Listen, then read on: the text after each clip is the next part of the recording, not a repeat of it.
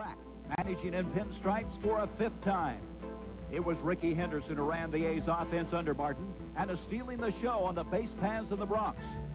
But Oakland now has a new look, a look of power and muscle. Jose Canseco and Mark McGwire, the dynamic duo. And in New York, controversial Dave Winfield has everybody jumping on and off the field with his monumental blasts. Tonight, in what could be a preview of the American League Championship Series, the Yankees take on the A's on ABC's Monday Night Baseball.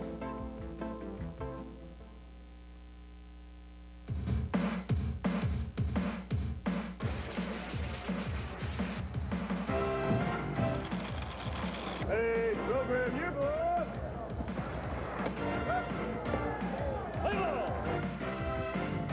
Hit the ball! Get ahead! High in the air to deep left field. A grand slam! Get a base down there!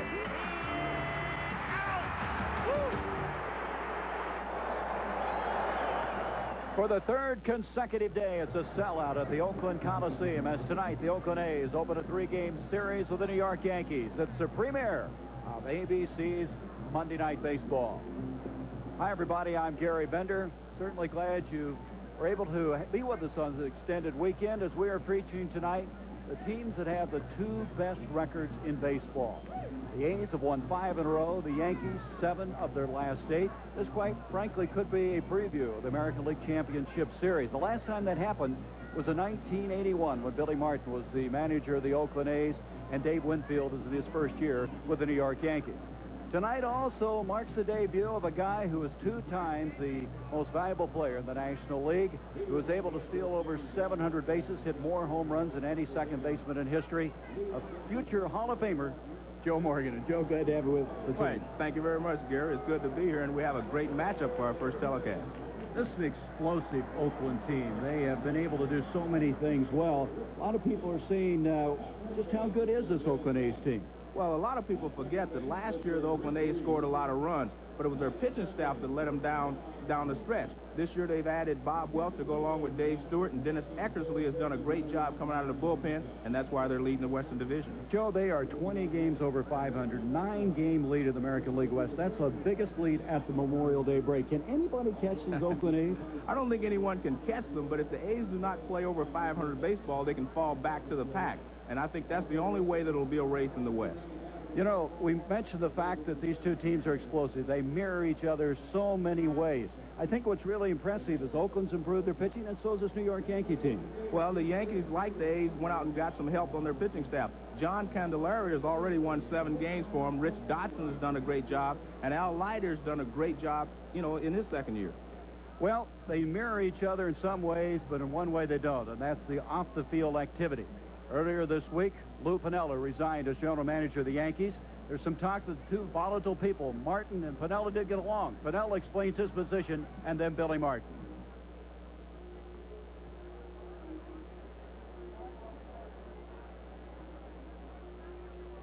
Anytime you get a general manager and a manager together, there's going to be disagreements. But no, that's not the reason I'm leaving here at all. I feel that this is where I belong in the baseball end of it. When I took this job back in October, I told Mr. Steinbrenner I just don't know how quickly I'll be able to acclimate myself to an office situation, if at all. Words about the circumstances in the last couple of days. Well, Joe, I was kind of surprised that Lou left, but knowing Lou after being on the field and after being in the front office every day like he has to be, and only hours he puts in up to that, something I wouldn't want to do either, so I can understand why Lou left.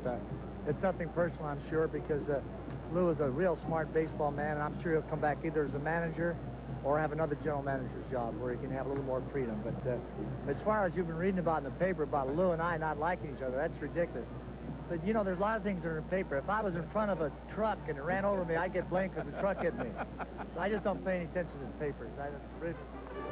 So 2 right-handers, Bob Welch going for the A's. He's won 7 in a row. Richard Dotson seeking his 100th career win. The A's and Yankees will be back with the starting lineup for this game between the two teams with the best records in baseball. Let's take a look now at the starting lineup for the New York Yankees.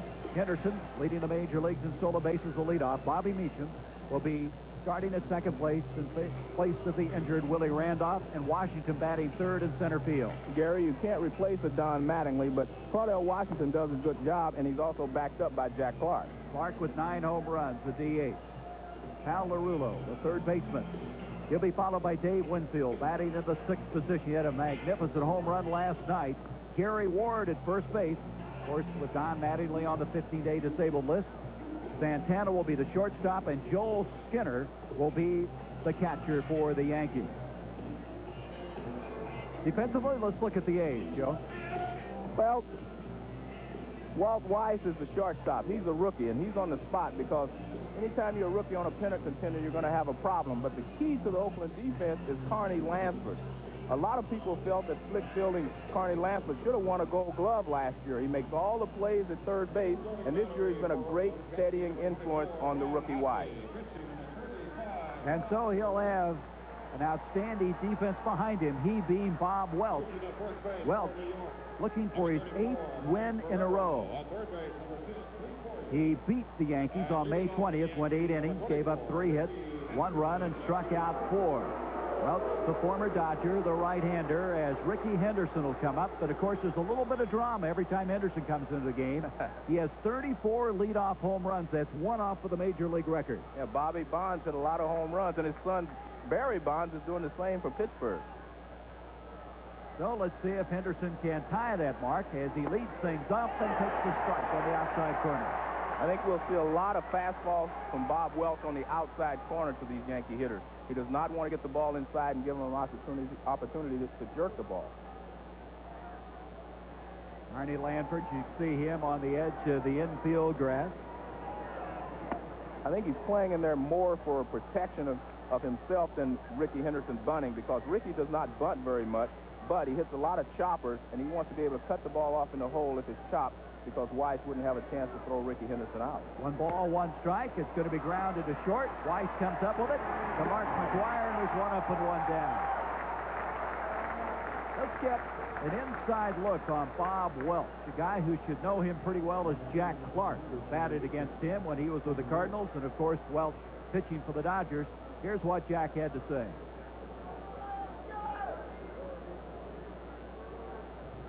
For fastballs at all time, and he pretty much pitches you middle out, so you can't really try to hit home runs off him. You have to try to get a bunch of base hits to generate runs, and hopefully he'll make a mistake, and when you get that 1 pitch, hopefully you won't miss it because you might not see it again.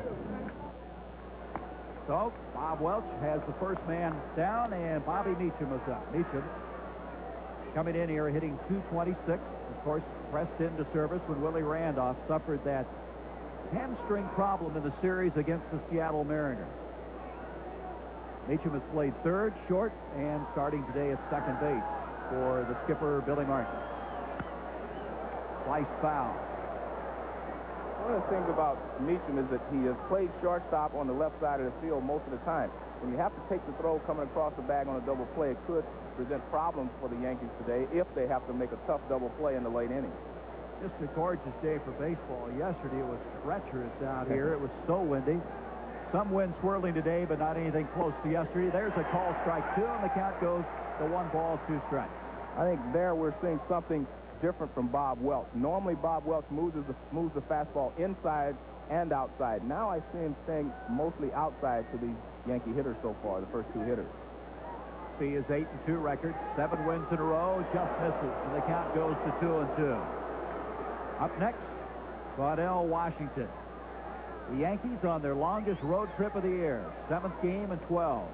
There's Washington. Cardell, of course, growing up in this area and signed as an 18-year-old by Charlie Finley. Pop to short right. That's going to be a tough field to play this early in the day. Canseco's over. He makes the catch.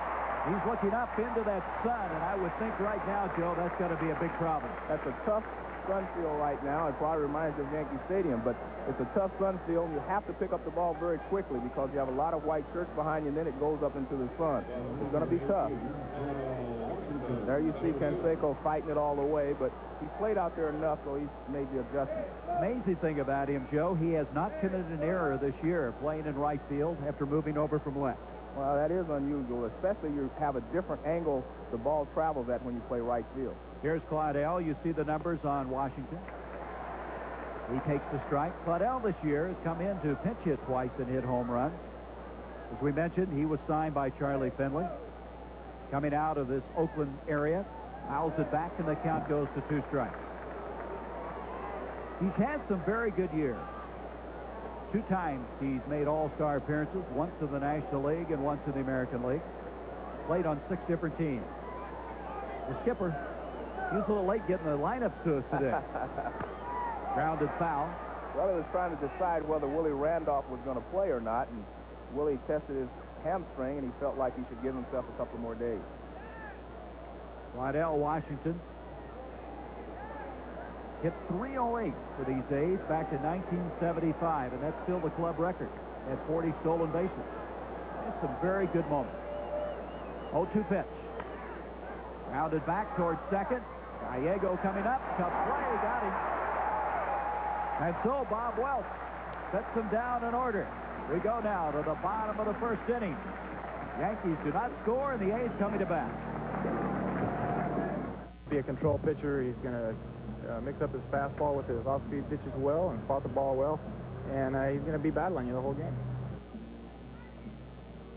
So there he is, Dotson, as we mentioned, looking for his 100th career win. This will be his 3rd attempt to get that. He's 5-1 on the year. Of course, pitched last year for the White Sox. There's Lansford, the leading hitter in the majors. Javier will be in left field. Canseco batting 3rd. He'll be patrolling right field. The DH will be Dave Parker. Mark McGuire, who's not hit a home run in 10 games, will be at first base. Ron Hassey, what a find he has been for the A's. Due to the injury to Terry Steinbach, he's done very well behind the plate. And here is the big surprise thus far for this ball club has been Henderson in center field. Gallego, a second, made a brilliant defensive play yesterday, and then Walt Weiss, the rookie, at shortstop. Yesterday, Joe, was the first time he'd committed 2 errors in a ball game. Well, he had a couple of tough chances, and he just was not able to execute yesterday. But he has done a great job, for these Oakland A's. Dotson, the right-hander, a control pitcher. This is 10th start, 11th appearance for the year. Last start was May 23rd in California. He went 4 1/3 innings, giving up 7 hits and 2 runs. Left the game with a score tied 2-2. So Carney Lansford coming up, the leading hitter in the majors, hitting .396. He has a 15-game hitting streak. One of the good things about Carney Lansford, he's a very aggressive hitter. When he walks to the plate, he goes up to hit. He's not looking for a walk. He walks up trying to get his pitch, and he attacks it immediately. He's a first-pitch swinger. He's a first-pitch fastball hitter, technically. But he can also handle all the pitches, the breaking ball, the off-speed pitches.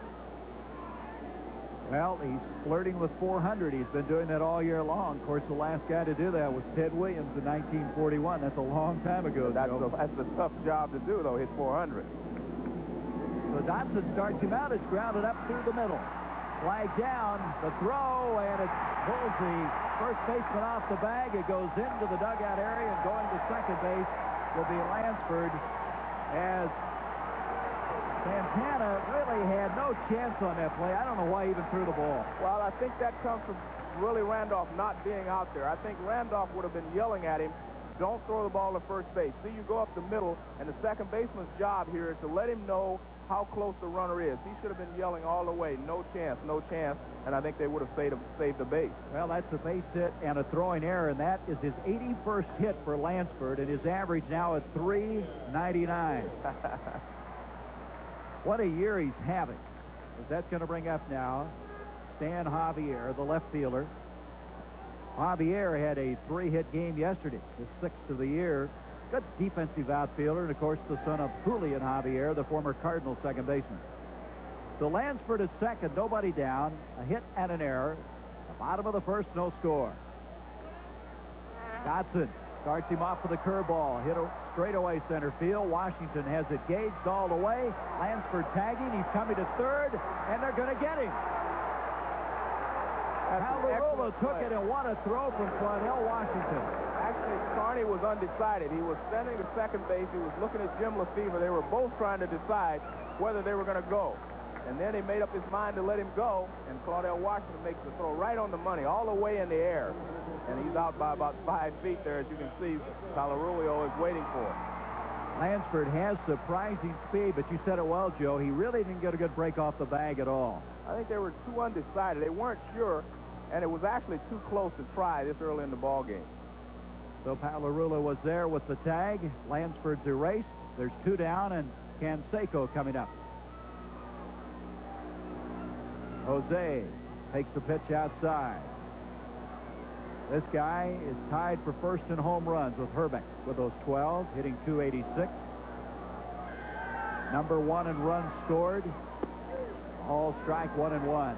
Canseco this year, Joe, has really committed himself to being a complete player.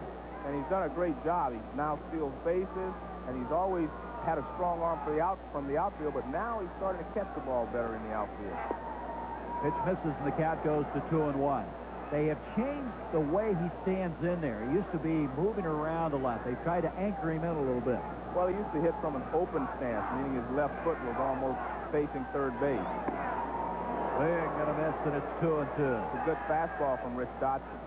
Dotson will change speeds on you. Well, as Carney Lansford said before, what he does is throw you a lot of off-speed pitches, and then when he throws the fastball, obviously it seems to be that much faster than it really is. See how Canseco spread out. He used to spread out even more than that, Joe. Believe it or not.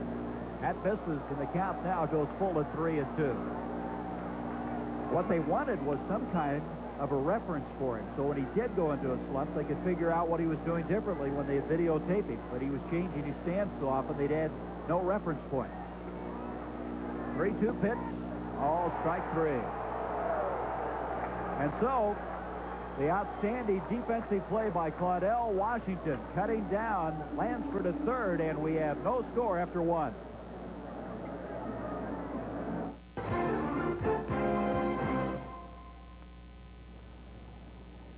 Claudell Washington, after that brilliant play, here it is again, the catch.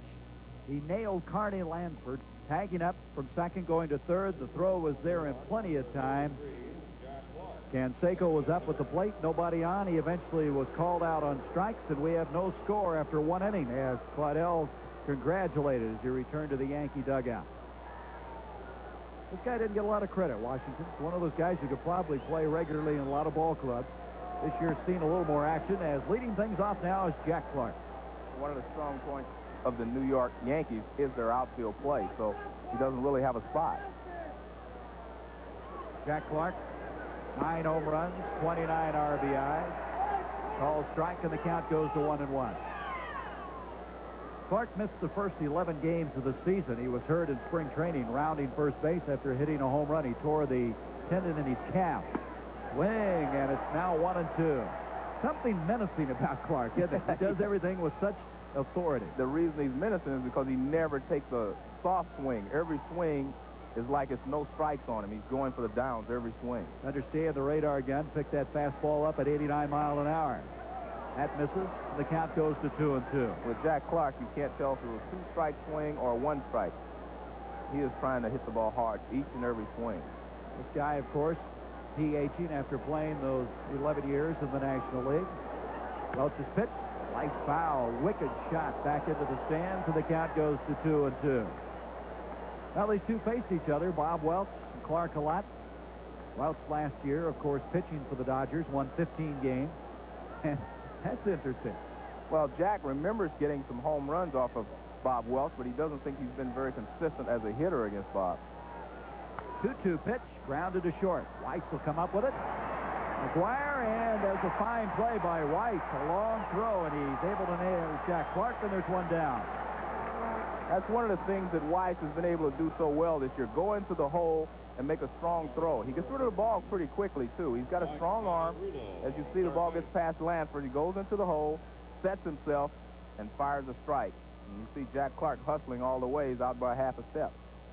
Weiss, great ability. First-round draft pick for this ball club.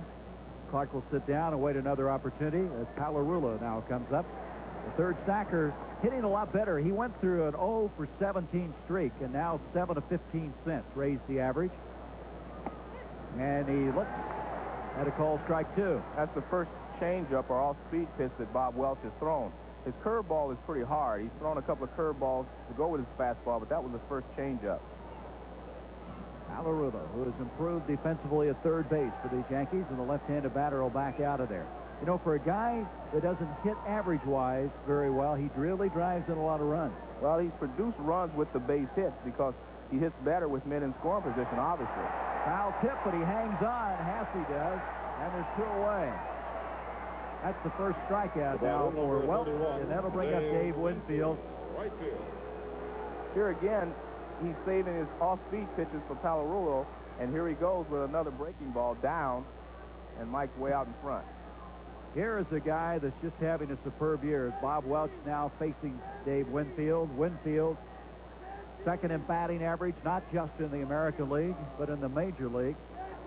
Leading in RBIs with 44. He had a home run yesterday. What hasn't he done this year, Joe? Welch, first pitch popped up behind the plate. Hasse coming back. He may have room. He does. And so Bob Welch, another 3 up and 3 down inning. Welch off very effectively for these A's. The A's with the best record in baseball. Their third consecutive sellout, and Hasse has been a big addition to this Oakland club. The A's playing very, very well. Bottom of the second inning, Gary Bender, Joe Morgan as Dave Parker will lead things off. Then Mark McGuire and Ron Hasse. That last play where Winfield popped up behind the plate again shows, Joe Morgan, how much foul territory there is here in the Oakland Coliseum. Well, I think the reason for that is this was a football stadium as well. It's an all-purpose stadium, so you need the grass for football, but it also takes a lot of at-bats away from hitters. Dave Parker, he's been hot. He's hit safely in 13 of his last 14 games, hitting .283 at game time. The Cobra starts him outside for ball 1. Parker's batted second numerous times. In fact, when they made that Eastern swing, he had a home run batting in the second position, straightaway center field in Fenway, and also in Yankee Stadium. Swinging strike, and the count goes to 1-1. You know, earlier in the ball game, we were talking about, well, you can see the foul territory here, but we were talking about the addition of Bob Welch and all these things to the pitching staff. Don Baylor and Dave Parker add stability to the A's. They bring stability in the fact that they've all been on pennant contenders, they've been in World Series, and they understand what it takes to win, and they can settle some of these young players down. That's one of the reasons they brought Dave Parker here, along with the fact that he can drive in runs and hit the ball out of the ballpark. 1-2 on Dave. He's a very vocal guy. I know Tony La Russa telling me that he kind of keeps everybody loose. Right. And you need that, especially if you go down the stretch in a pennant race that's very close and you have a lot of young players on the team. Put that one under the armpits, and the count evens to 2. 2 balls, 2 strikes. Bottom of the second inning, no score. Dodson grounded foul, and the count stays at 2-2. Unlike a lot of hitters who come from the National League to the American League, Dave was not really having a lot of problems with the off-speed pitches. He was having problems with the ball inside because I think he was looking for the breaking ball, and they were busting him inside, and he could not get the bat out. Now he's starting to make that adjustment, and he's starting to swing the bat very well. In fact, he'd swing a lot of those first pitches just to avoid that. Right. 2-2 and a tie, and the count's full now. 3 balls, 2 strikes. Parker gets out of the box, looks down to the third base coach, Jim Lefebvre. This is where Rich Dotson, to me, is at his toughest because he can throw the changeup over the plate any particular time. Up the middle, Santana's over. Rafael Santana makes a fine play off to Gary Ward, and the leadoff man is erased here in the bottom of the second. Saturday on ABC Sports, we'll begin with the Professional Bowlers Tour. It's the Showboat PBA Doubles Classic, live except on the West Coast. And then ABC's Wide World of Sports presents a figure skating spectacular. Brian Boitano, Katarina Witt, Debbie Thomas, and more take to the ice in a night of Olympic champions, plus over 8,000 women compete in the mini marathon from New York City, featuring Joan Benoit Samuelson. Mark McGuire has one fair ball down the left field line. He'll hold up as coming in with the relay very quickly on that play, the left fielder, Henderson. He holds him to a single. That ball just inside the foul line. as you see here, Mark McGwire gets out in front, and he hammers this ball down the third baseline. But you're going to see a great play by left fielder Ricky Henderson. That is normally a double, but Ricky Henderson gets to the line very quickly and holds Mark McGwire to a single. You see Mike Pagliarulo diving for it, but he doesn't have a chance to come up with it. So McGwire on with one down, and that brings up Ron Hassey. There's Ricky. Ricky, with that left hand, probably helped him a little bit that time getting to the line. Well, it does, and he's also very quick getting to the line here. He knows the stadium very well. He's played out there for a lot of years, so he knows how to play that left field carom. Well, in '82, he set that stolen base record playing for the A's, 130 thefts. Hassey has been a welcome addition to this ball club. He's rejuvenated those creaky knees and has hit very well for this ball club. And with the injury to Steinbach, I don't know where they'd be without him. Well, he's been their most valuable player to this point of the season because of the injury to Steinbach. He's come in, and the thing that's impressed me the most about him is hitting the ball where it's pitched. They throw him away, he hits the ball to left field. They get it inside, and he jerks it. That pitch misses, and no, that's over for a call strike, and it's 1-1 to Hassey. McGwire at first. Ward not holding him on. As far as stolen bases is concerned, it's all Canseco and Lansford. Canseco third with 17, Lansford with 8. McGwire taking his lead away at first. One down, 1-1. On Hassey, pitch out. He wasn't going. It's interesting. They thought they were going to send him. Well, I think they were looking for a hit and run rather than a straight steal from Mark McGwire. One of the things about Hassey is that Billy Martin really would like to have him on his ball club. He says every time he leaves, they get rid of Hassey, and he goes someplace else and does a good job. Well, they also got rid of Rick Cerrone, who's doing a pretty good job for the Red Sox. Nice foul, left field line. 2 balls, 2 strikes.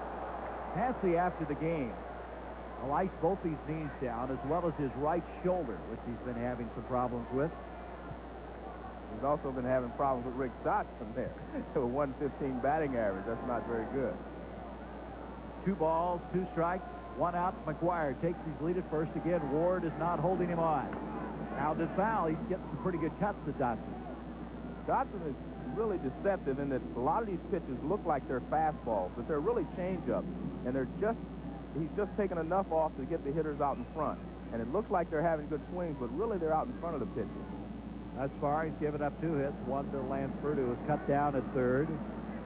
McGwire at first with the second hit of the game. Hassey, 2-2 count.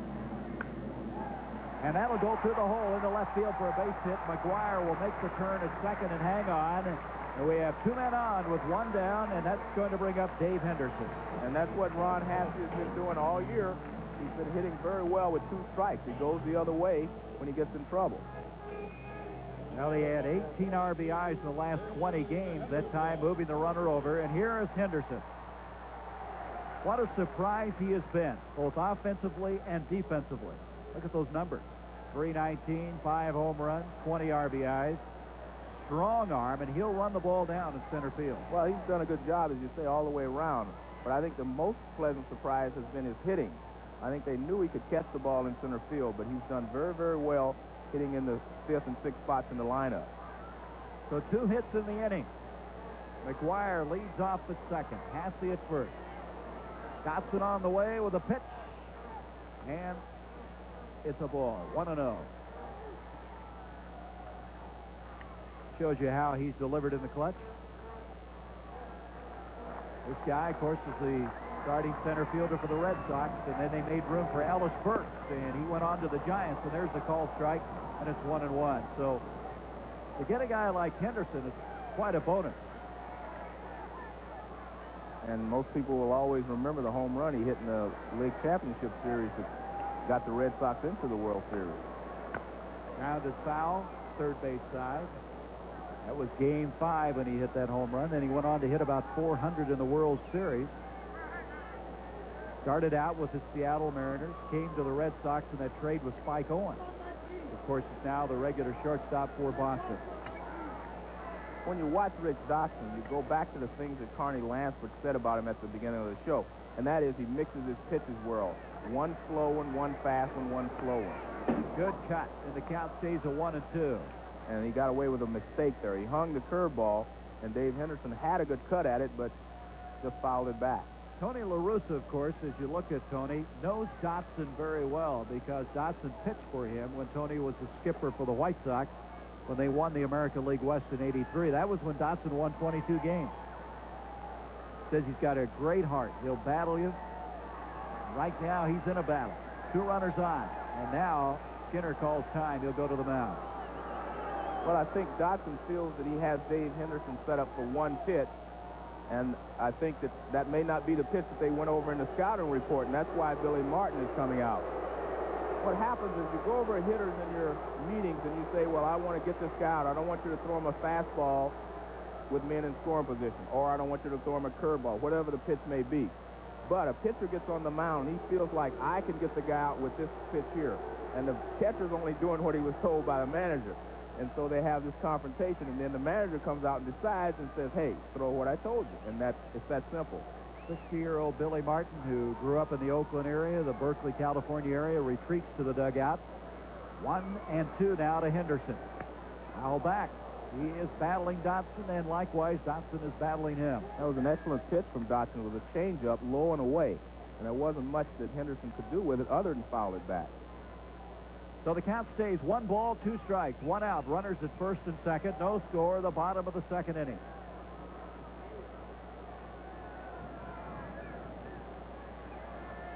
Looking back, Dotson drives McGuire back into second. They're not holding the runner at first. Hasse, who does not run well at all. McGuire runs pretty well for a big man. Henderson takes another cut and fouls it back.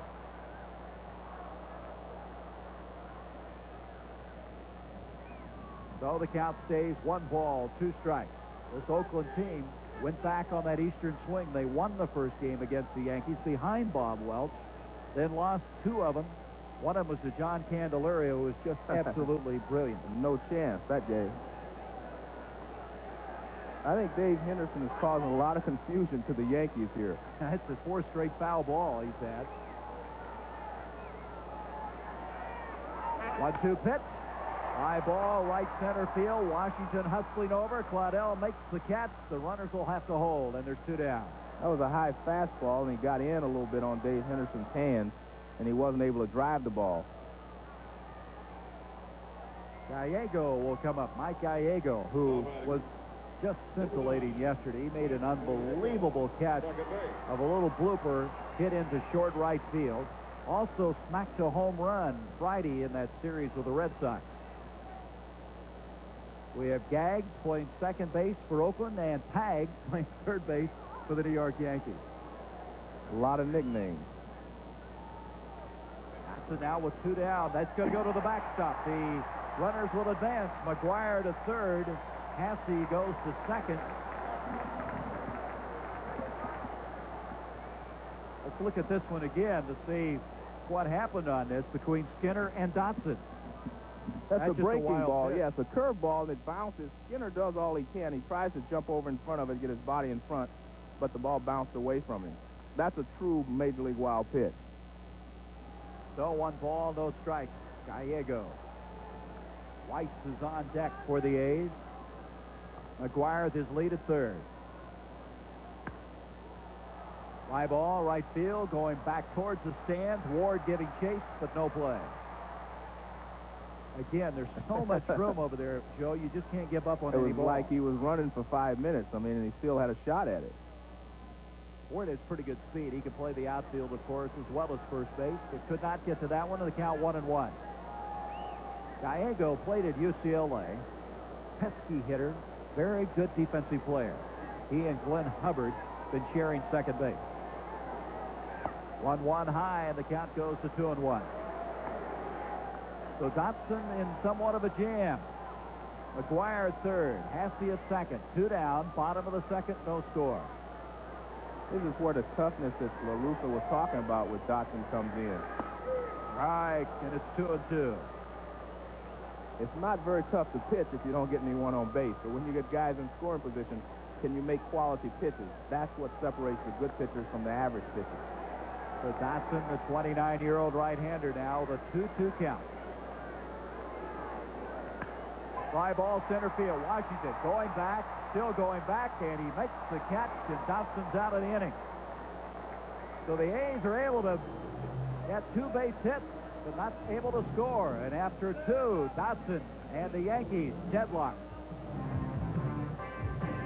This year on ABC, it's called the Best Line of the Week, and it goes to Tim Leary, the right-hander for the Los Angeles Dodgers, who pitched a one-hitter against the Phils. This is a guy that really resurrected his career. He went down to Mexico, found a split-fingered fastball, Joe, and it has made him a very effective pitcher. He's pitching tonight for the Dodgers, and that is our ABC's Best Line of the Week. The only hit was Darren Dalton, and later tonight we'll have ABC's Worst Line of the Week, that dreaded Worst Line of the Week. Gary Ward to the plate. Strike 1 on him, and this one misses, and the count goes to 1-1. Gary Ward's always been a good hitter throughout his career, but he's really struggling this year. Gary usually hits the ball left center, right center, and he's been a pretty good hitter. Hitting 200 coming into this game. 2-1 on him. Gary had a couple of excellent years for the Rangers. One year he had 28 home runs. He started out fast last year for the Yankees and faded after the All-Star break. 3-1 on Ward. Ward will be followed by Rafael Santana and then Joel Skinner, bottom third of the order. Gary, I've seen Bob Welch pitch hundreds of times, I guess, and this is the most I've ever seen him stay on the outside corner. That looks like a broken bat single to right. Sounded funny as Ward now, after a 3-1, laces one to right field. Canseco brings it in, and that is the first hit of the game off of Bob Welch.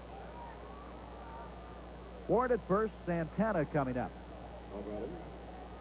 Welch works very quickly on the mound, wastes little time out there as Santana comes to the plate.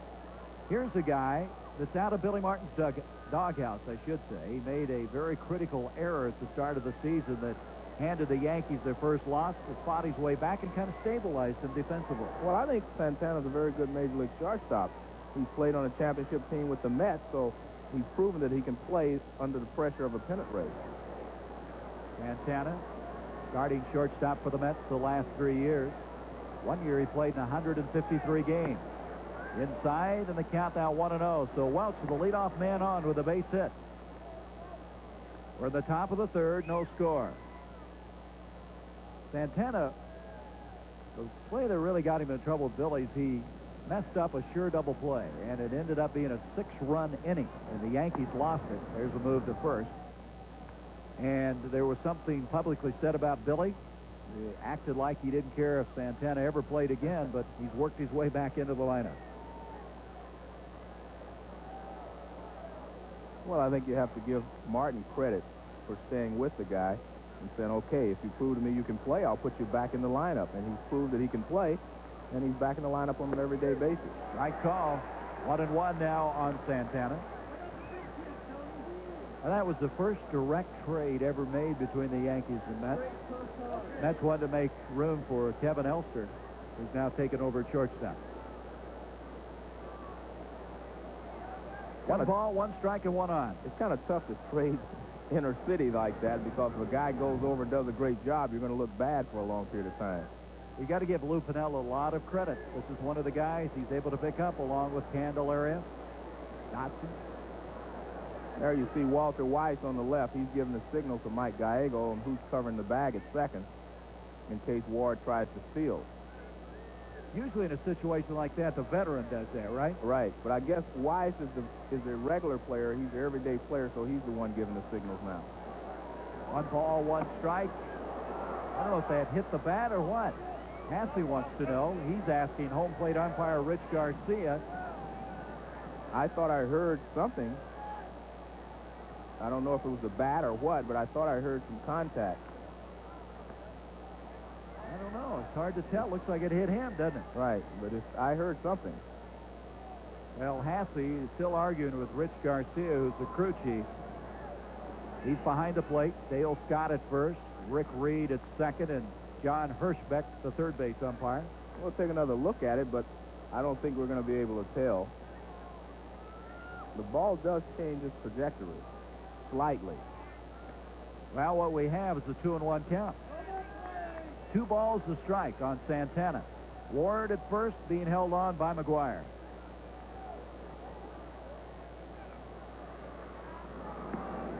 Throw back again.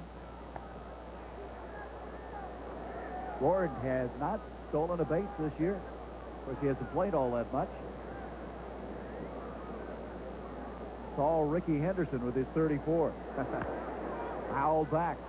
The count evens at 2-2.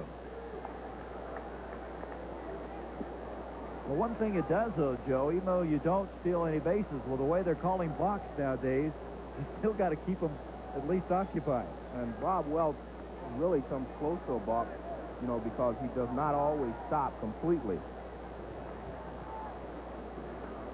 2 balls, 2 strikes, and it's full now.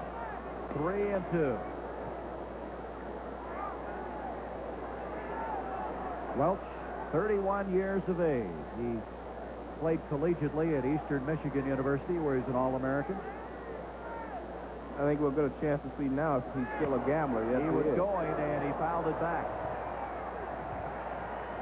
You know, Billy Martin is an aggressive manager, so you would feel that he would send Gary Ward in this situation. 3 balls, 2 strikes, put the hit and run on. Joe, that's a good point. In talking to the A's, they say, what do you think about when you think about Billy Martin? They said he'll try anything. He's always pushing, always looking for an angle and advantage. But I think that also helps keep the players' minds on the game. It keeps them, makes them aggressive. If they know the manager's aggressive, the players will be aggressive. Little lob throw to first. Skinner due up next. Santana at the plate, full count. Ward is going, and a pop-up short right field. Gallego going back on the outfield grass, and again looking up into the sun, but he's equal to it, and there's 1 down. The sun is not as tough at second base as it is in right field, because at second base you're shielded a little bit by the rim of the stadium. In right field there's no shield. So Joel Skinner will come up.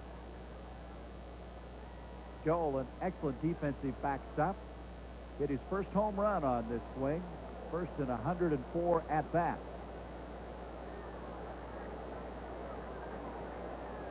One down and a runner at first. This is inside, and the count goes 1 ball, no strike. When you watch Bob Welch, he throws a hard curveball. And when you watch Rich Dotson, he throws a slow curveball. Rich Dotson uses his speed to be effective. Bob Welch uses the speed on his fastball and the break on his slider or hard curve to be effective. Check of the runner and drives Ward back. Mike Ferraro is the first base coach for the Yankees.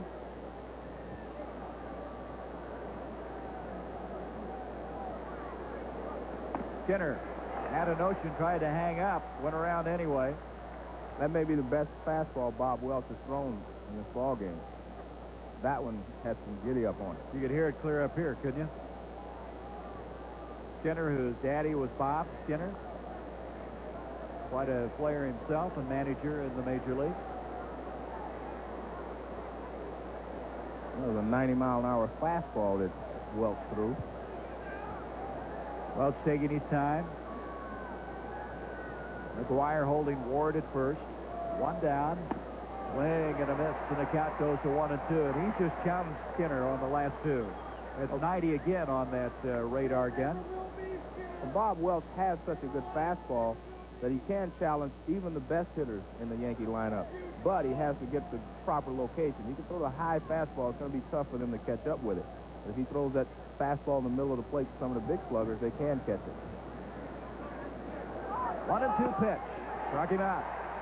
Second strikeout of the ball game. That'll bring the top of the order up, and Ricky Henderson, who They call the balk. Wait a minute, they're calling a balk? Yep, they call the balk. Well, Joe, this is your department. Well, I think second base umpire Rick Reed called it. That's 11 balks now on Welch this year. At second on the team, Dave Stewart has 12. So instead of a strikeout, now down at second base is Ward. Well, as I said about Welch is in a hurry. He likes to pitch fast, and he goes to the plate very quickly. And sometimes he does not stop completely. That wasn't real bad there. Well, I tell you, that's the reason I'm giving you that department on the box this year. I'll let you call him. Fly ball, right field. Canseco got a late jump on the ball, and that ball's up against the wall. Ward had to hold up, and he's going to have to hold up a third. He didn't know if that ball was going to be caught. Canseco, I don't know if he had lost it for a while or not, but he did not get a jump on that ball. Bounced up at the base of the wall, and now runners at second and third, and there's only one out. Well, what happened really was Canseco plays very shallow, and he has a long way to go, and the ball is carrying very well. And as you see, the ball hits the base of the wall. I think it was more that he was playing shallow than actually the sun bothered him. Well, what a big difference that ball made. Instead of striking out Skinner, he had Ward at second. Skinner now doubles. Ward's at third, and now the top of the order in Ricky Henderson. But you have to point out that Ward should have scored on that ball. It was a bad base running. You have to be a little over halfway, especially with one out. You're not really concerned about tagging up. He should have been halfway, and when that ball went over Canseco's head, he would have been able to score easily. Third base coach Clete Boyer down there talking to Ward, who leads off Skinner at second. Henderson, who grounded out the first time, calls strike to Ricky. The A's are playing the infield back, so they're going to concede the run if Ricky hits it on the ground to one of the infielders. But Carney Lansford at third will have a play at the plate if he has the charges. But everyone else on the infield is way back. 0-1 pitch. Fouls back. You know, it's amazing of all the balks we've had this year, Joe. On May 24th, last Tuesday, the entire Major League went without one balk. That may be the only day that happens this year. I think Welch would like to have had that happen right here. Really pitching now in a jam. 1 out, 2 on. 0-2 count now to Henderson.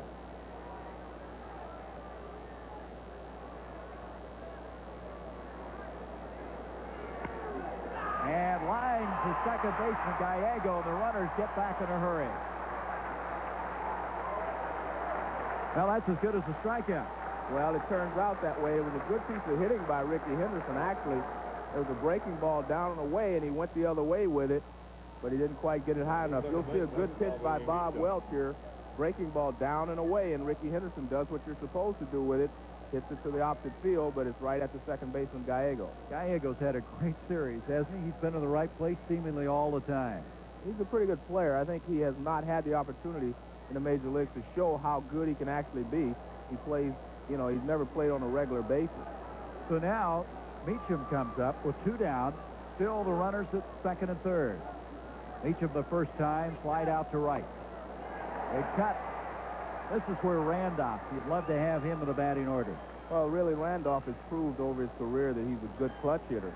But I think you have here, you have a guy like Meacham, you have Skinner, and maybe Santana, and I believe that Welch figures he can just throw the ball by those 3 guys in the Yankee lineup. Strike 2. Welch popping the mitt now, throwing hard, trying to get out of this jam. Well, the A's had 2 hits back in the second inning. They did not score, and now the Yankees with 2 hits, and they still don't have anybody home. And if the Yankees do not score, Gary Ward's going to be a goat here, so to speak. You're not going to let him forget that, are you? They got him on a called third strike. What a job pitching out of the jam. Welch strands the runners at second and third, and there's no score as we go to the bottom of the third.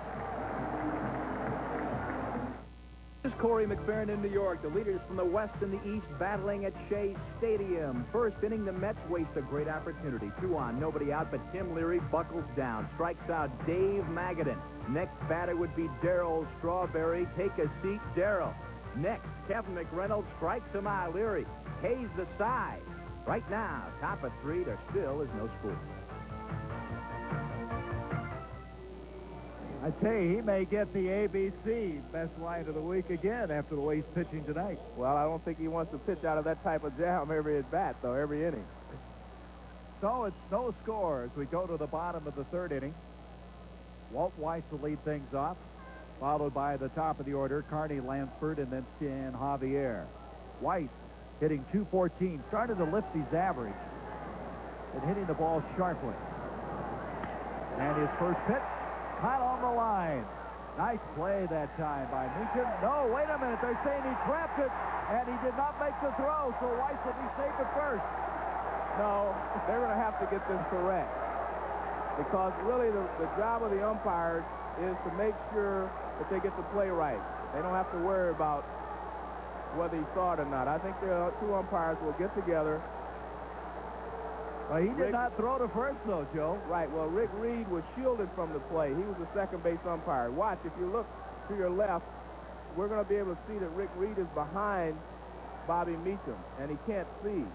He thought the ball hit the ground. Well, he's not in the picture, but he's behind Bobby Meacham. Well, the discussion going on. See what happened then is Meacham threw the ball around the horn, did not go to first. So Weiss would be safe if, in fact, he did trap the ball. Well, they're going to make a big mistake if they do not call him out, because someone on the infield should have seen that Bobby Meacham caught the ball. And the object is to get the play correct. It's not to, cover up for one of the other umpires. Uh-oh, Billy's just been tossed out of the game. And that's not here fair. comes the dirt. Here comes the dirt. It's too muddy. You can't get the dust up. Well, this is unfortunate because Billy is right. And he does have an argument coming here. Well, let me ask you something, Joe. If you were Meacham, would you still throw it to first maybe just to be sure? Well, what you have to do, and here again, is Willie Randolph was in the ball game. I'm sure he would have made the throw to first base. What you do, you catch the ball and you listen for the umpires to call the guy out. If you do not hear it, then you have to throw to first base. So I agree with you. Meacham did make a mistake, but he truly caught the ball in the air. And someone should have been able to see that. Well, Billy, back to his home area, has just been tossed out of this ball game. Earlier this year, he kicked some dirt on Tim Welke, fined $300, and was booted out. He couldn't get the dust up in the air this time because the infield was still a little bit damp. Well, I can see Billy getting tossed out of the ball game, but not to throw dirt on the umpire. But, of course, he had an argument coming, in my opinion, and that's what he's doing. So Weiss ends up with a base hit. Can you believe that? That's one of the most unusual base hits you'll ever see. Well, that's another mistake. We'll get a look at it here. We'll see Bobby Meacham move to his right. Now he waits for the ball, and you can see he clearly catches the ball in the air. You really think so? On that one, I'm beginning to wonder. No, you really caught think the ball he did, in the air. Yes, he caught the ball in the air. All you have to do is know how he caught the ball. The glove, the way the glove is turned, you can only catch it in the air. Well, let's look at it from this angle. His glove was not turned down to catch the short hop. It was in the air. His glove is turned sideways. You're right, Joe. It has to be turned down to catch a short hop. Well, I guess you ought to know, if anybody, you've been in that situation. Yes, and you have to turn it down. But I cannot understand how they could call it a hit, because it's really a mental mistake. Well, that's what it is, though. Yeah, but you can give an error on a mental mistake. It's up to the scorekeeper's discretion. It's like when a ball's hit in the outfield and two guys converge on it, they let it drop in between them. Someone usually gets an error. Excuse me, Joe. Clete Boyer now has taken over in the absence of Martin. Weiss goes back to first. Lansford is singled and then was able to advance to second on a throwing error, was cut down on third on a beautiful throw from center by Claudell Washington. Lansford hitting .399 right now after that hit the last time. Could go over 400 with a base hit here. Well, I guess we could not come back to Oakland with Billy Martin and not have some fireworks. To be exact, he'd be at .402 if he would get a base hit. Well, Billy, coming back home, start the series, is out of it. There's a base hit, and he's now at .402. Making the turn is Weiss. He's headed to third. The throw, he's out.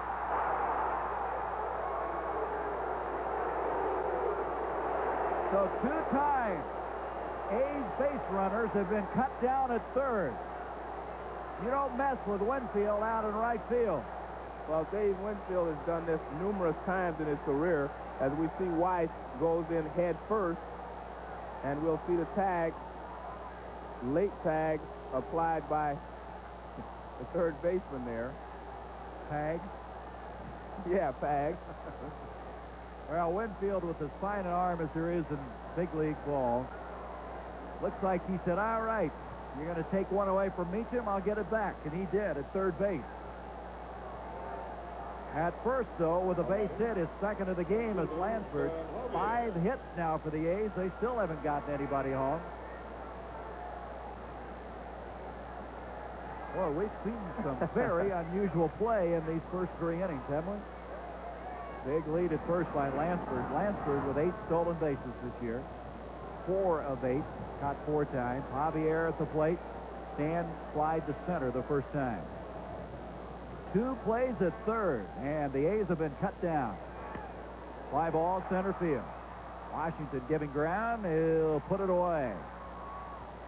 And retreating back to first is Lansford. Let's go back now and recapture Winfield and how he was able to cut down Weiss headed to third. Not only his arm, but he charges the ball, and he gets the throw away very quickly, as you see here.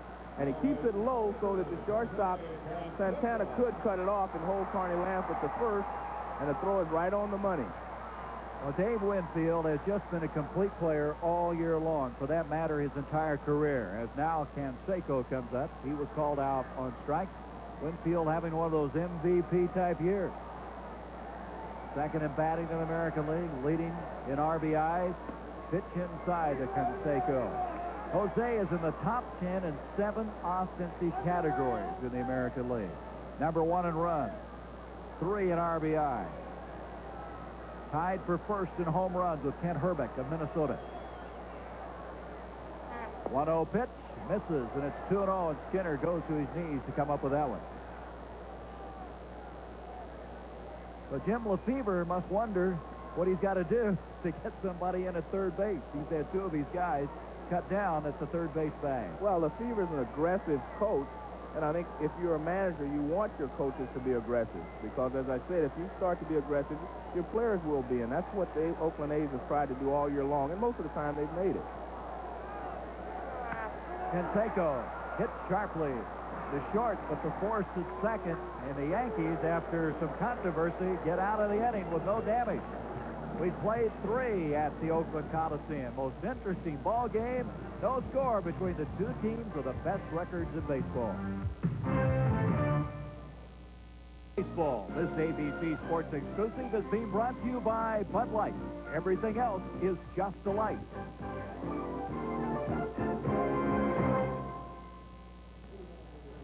Well, if this is a preview of the American League Championship Series, Joe Morgan, we've had some fireworks in the first 3 innings. We've had Billy Martin tossed out, 2 runners erased at third base, a controversy at second, and we're just getting started. Yes, we are.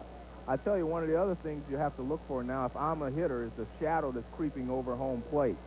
Once the batter gets completely in the shadows and the pitcher's in the light, it becomes very tough.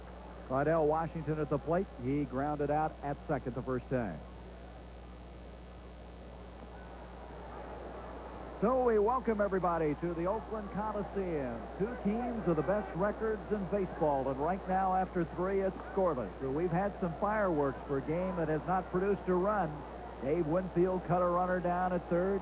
Claudell Washington cut a runner down at third. A controversy on a ball at second. And Bob Welch, who thus far has given up 2 hits. Pitching to Claudell Washington, and the count now goes to 1 ball, 2 strikes. Bob Welch got into a jam, giving up 2 hits in an inning. He escaped, as did his counterpart, Richard Dotson. And Joe Morgan, it's been the kind of game where these 2 clubs are just kind of slugging it out with each other. You can tell they're kind of looking down the stretch, what might eventually evolve into the American League Championship Series. Well, you're looking at East Coast and West Coast, and I think that has a lot to do with what's going on here as well. The fans here do not like the Yankees. Ground ball over second. Walter Weiss comes up throwing. And another thing we should add is that Billy Martin was tossed from the game, and it evolved around the play at second when they said that Bobby Meacham trapped the ball. Billy tossed from the game, and Billy, who of course grew up in Berkeley, California, returning home, but didn't get the kind of homecoming he desired. Well, I think Billy Martin got a little bit upset here. Like I said, I thought he had a gripe coming because I feel like Bobby Meacham caught the ball as well. But as they say, you can only go so far. And Billy stepped over that line. Well, what really erased that, though, was Winfield cut down Weiss, who tried to move from first to third. And so it really did not hurt the Yankees, except they now have Clete Boyer in charge. As you look at Jack Clark, Clark grounded out to the shortstop the first time. 1 down, top of the 4th, no score. A sellout crowd for the 3rd consecutive day for Oakland. They're talking, Joe, about having over 2 million in attendance this year. That would be a record for the Bay Area. Well, they have a very exciting ball club. They're playing very well, and that's what brings fans out. Clark, high fly ball, short right field. Canseco coming in. Gallego back. Looked like they were kind of wanting to see who's going to take that. Little indecision. Canseco makes the catch, and as we've talked before, Joe, it's pretty treacherous in right field right now with the sun. And I think that's why Mike Gallego went so far out. He wanted to give Canseco as much help as he could, but Canseco had it all the way. So there's 2 up and 2 down. I think Jack Clark was the last hitter to be able to hit under normal conditions. Now you have the shadows from the stadium over home plate. And the way Welch has been firing a lot of 90-plus mile-per-hour fastballs, that'll make it even tougher. Right. When you come out of the sunlight into the shadows, it's really kind of like walking into a dark room at first. It gives you time to give yourself. Well, we showed you Martin getting tossed. Here's the reason. See Bobby Meacham playing in place of the injured Willie Randolph. He thought he caught it and did not make a throw at first. They say he trapped it, and Weiss was awarded a base hit. Which I still don't understand why it was a base hit, but Bobby Meacham should have thrown the ball to first base if he did not hear an out call from the umpire. Now they're ruling at the plate, swing and a miss. And the count now even to 2 balls, 2 strikes. Hags, the first time, went down swinging in the second inning. These shadows actually favor Bob Welch because he is the hard thrower of the 2. Little half swing goes back, and the count goes to 2-2. And what the ball actually looks like is when he releases the ball, it looks like fuzz coming towards you. You can't really see the stitching on the ball to see if it's going to break. You can't see if it's a fastball, and it's just a piece of fuzz coming towards you, and all of a sudden it's by you. Late again. Count stays at 2-2. Bob Welch, of course, coming over in that trade, that 3-way trade with the Dodgers and Mets. When he was a rookie, his locker mate, his rookie year, was Tommy John. Of course, Tommy at the ballpark today as the Yankees on this long 12-game road trip. 2-2 with 2 outs. Rounded to second. Gallego will come up to McGuire. And it's a very quiet inning for the Yankees here in the top half of the 4th inning. Bob Welch having some problems earlier, but right now settled down, and there is no score. 0-0 as we go down the bottom of the 4th inning here at the Oakland Coliseum, the A's and Yankees.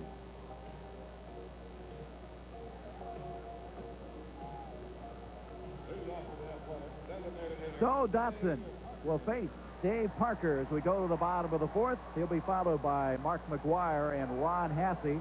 Parker the first time grounding out to the shortstop. Dave making the transition to the American League after so many fine years in the National League. He likes these smaller ballparks, doesn't he? Yes. He also said the toughest things that he's had to adjust to have been the pitchers, which is natural, but also the strike zone. He said he has not been able to really adjust to the strike zone in this league yet. Blended in very well, this veteran. And the pitch now makes it 2-0. 2 balls, no strikes. Parker has played left field this year, as well as DHing, which he's doing today.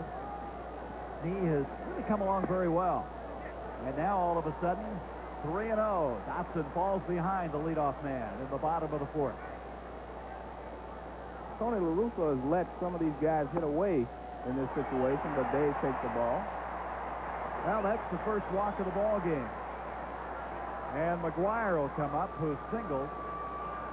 Time up. McGuire looking for his first home run in 10 games.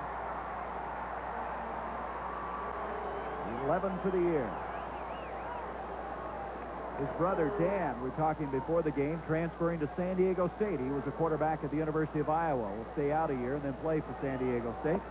And there's a pitch going high, and all of a sudden now, Dotson's thrown 5 that have not found the plate. Well, he seems to be overthrowing the ball all of a sudden, but I think it's because he can see the shadows, and he knows that fastball will be tough to hit. So I think he's trying to use the fastball, but I think he's overthrowing it right now. And he misses again. It's 2-0. Also, these 2 big hitters there could have something to do with it. He wants to make sure he gets the ball in the proper location. Boy, this part of the order, it looks like an NFL defensive forward wall, doesn't it? Their whole lineup does. 2-0 on McGuire. Ward holding Parker at first. Ground ball short. Santana has trouble digging it out. He gets the lead runner. McGuire safe at first. Raphael couldn't get the ball out of the glove that time. Well, I think he was always going to get Dave Parker on that play because Dave was going in to break up the double play. He was going after Meacham, as we'll get a look here at Santana. He goes in the hole. He has the ball. He has an easy chance to get the force play, but he can't get out of his glove. But you'll see here Dave Parker is going for the second baseman and not second base. I want to tell you something. Parker comes after you at second. You know he's there, right, Joe? I've stood there a lot of times and wish I was someplace else. Hasse now at the plate as he singled the last time. They had 2 base hits. The A's did in the second, didn't score a run. Likewise, in the third for the Yankees. Some missed opportunities. Ron Hasse, the veteran, who last year played with the White Sox for 46 games. Seeing a lot of action. Harry Steinbach, who is an outstanding young catcher for the A's, expected back on Friday. Had a very strange injury, a eye injury during batting practice. High fly ball, center field. Waddell Washington under it. He's been a busy man out there. He puts it away, and there's 2 away. This Sunday begins on ABC Sports with auto racing action, the Milwaukee 200. Michael Andretti leads the field live, except on the West Coast. Then it's Mutual of Omaha's Spirit of Adventure. Join a daring expedition that embarks on an Antarctic odyssey. It all begins at 3 o'clock Eastern, 2 o'clock Central and Pacific this Sunday on ABC Sports. You're going on one of those, aren't you? The Mutual of Omaha Adventures? You pick your place. We'll send you. 2 down now. McGuire still down at first. The batter, Dave Henderson. Henderson wide out to center field the last time. Dave has really solidified that center field position, an area of concern for the A's at the start of the year. There's a shot deep to left field. That ball is hooking foul. Out ahead of it, Dave Henderson. Well, he took a little off the pitch, and that's why Dave got out in front. But that's what Rich Dawson does so well. Here's the pitch. It's an off-speed pitch, change up, and he gets a little bit out in front. Hit it well, but a little bit out in front, pulled it foul. Symmetrical Park here, 330 down the line, 375 in the power alley. There's Henderson wishing he had that one back and straightened it out a little more. 400 straightaway center. The ball does not carry all that well, especially at night here in the Oakland Coliseum. This is definitely not a home run hitter's ballpark. Oh, that was a tantalizing breaking pitch, but it missed, and it's 2-1. 2 balls a strike. 2 down. Bottom of the 4th, the runner at first in McGuire. That's Ward holding him on. Gave a good cut, and that'll even it up at 2-2. You mentioned about this not being a good home run hitter's ballpark, but when you have Canseco and McGuire and Parker and these guys, they can make it look like a home run hitter's ballpark. Skinner will go out to talk with Dotson once again. On deck, Gallego for the A's. Mike, who's just played marvelously well in this series defensively. Not a very big guy, but he got his first home run Friday night in that series with the Red Sox. And Tony La Russa. Talking to Jim Lefebvre about this guy, he says he's never been around a guy that is so well organized. He does not miss a thing. 2-2 pitch. And this will be fouled back into the stand. I think he's done a tremendous job with this Oakland A's team, not just this year because they're in first place, but also last year. They started off very poorly, and they had a chance of going downhill from that point. But he kept their confidence up, and eventually they became a contender last year. They fell out of the race late in September, but he established that they could win, and he came back this year, and he's just doing a tremendous job for the A's.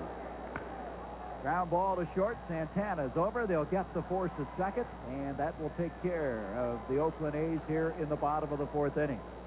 We still have no score as Dotson against Welch. 5 hits by Oakland, 2 for the Yankees. We go to the top of the 5th. Playing in his first year with the New York Yankees. Took this pitch hit by Tony Armas. into the left field wall, makes the catch, and Dave Winfield, in his book, A Player's Life, said that was the highlight of his career. And interestingly enough, Joe Morgan, it came at a time when he was not hitting well. He went on to go 1 for 22 in the World Series that year. Well, I think it points out what you said. Dave has been a complete player, and he's worked to be a complete player all of his career. And I would have to agree with him. That might be the best catch of any left fielder's career.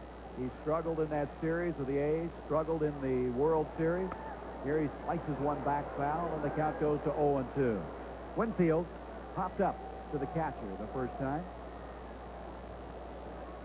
Dave, second in the major leagues in batting average. Palmeiro, who leads the National League, is not as high as he is. And, of course, Lansford, who's now over 400 at this juncture after 2 hits tonight, leading everyone, as this time he swings late and fouls it back.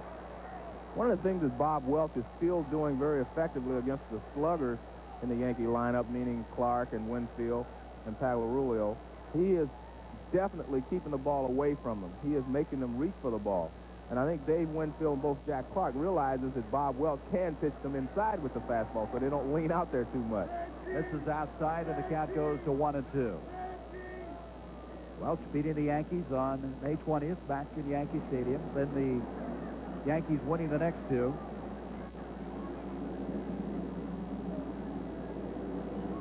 You can see now how the shadow's creeping out almost to the mound, making it even tougher. Right, and it becomes very tough, especially when... There's a shot to left center field, way back, and it's out of here. Had to wait. Javier made a valiant try at the wall, but Winfield, his 12th home run of the year.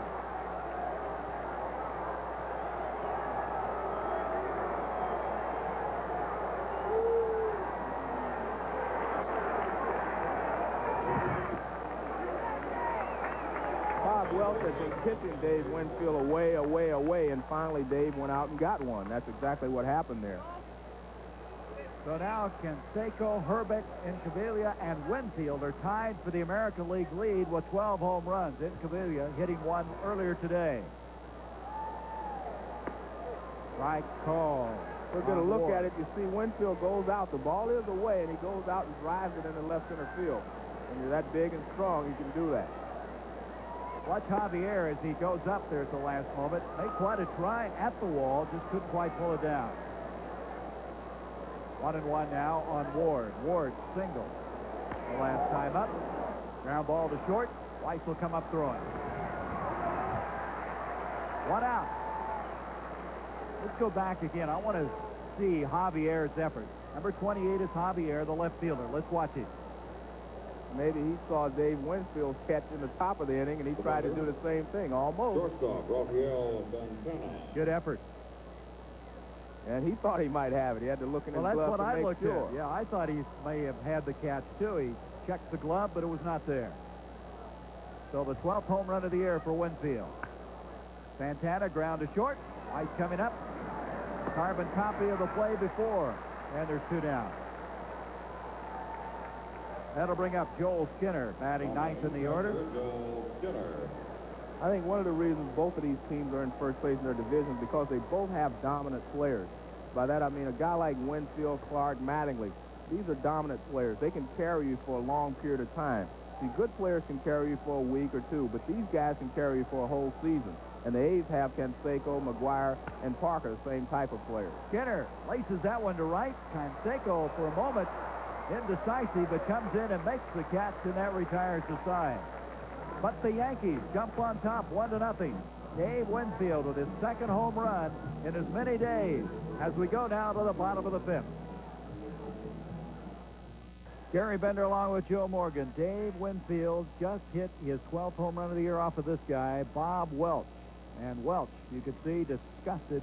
He had a 1-2 count on Winfield when he rifled it out. 5th home run of the year that Bob Welch has given up. And that's the difference of the ball game now. 1-0 as we go to the bottom of the 5th inning. Gallego leading things off, followed by Weiss and Lansford. 1-0 pitch, grounded foul. You know what's interesting, Joe? We watched Winfield in batting practice. He didn't Right. hardly get the ball in the air. We both commented on the fact that he was hitting all ground balls to shortstop. And that ball went over shortstop. It just had a little more elevation on it than the ones he was hitting in batting practice. What a year this man is having. He's been embraced by the New York fans in his 8th year with the Yankees. That book has caused a lot of controversy, but maybe has spurred him on. Well, I think Dave is a competitor, and he's written a book. He's gotten criticized by some people for it, and he's not going to let them beat him. He's going to show them that he can still play. 1-2, and Gallego stays alive, fouling it down the first base side.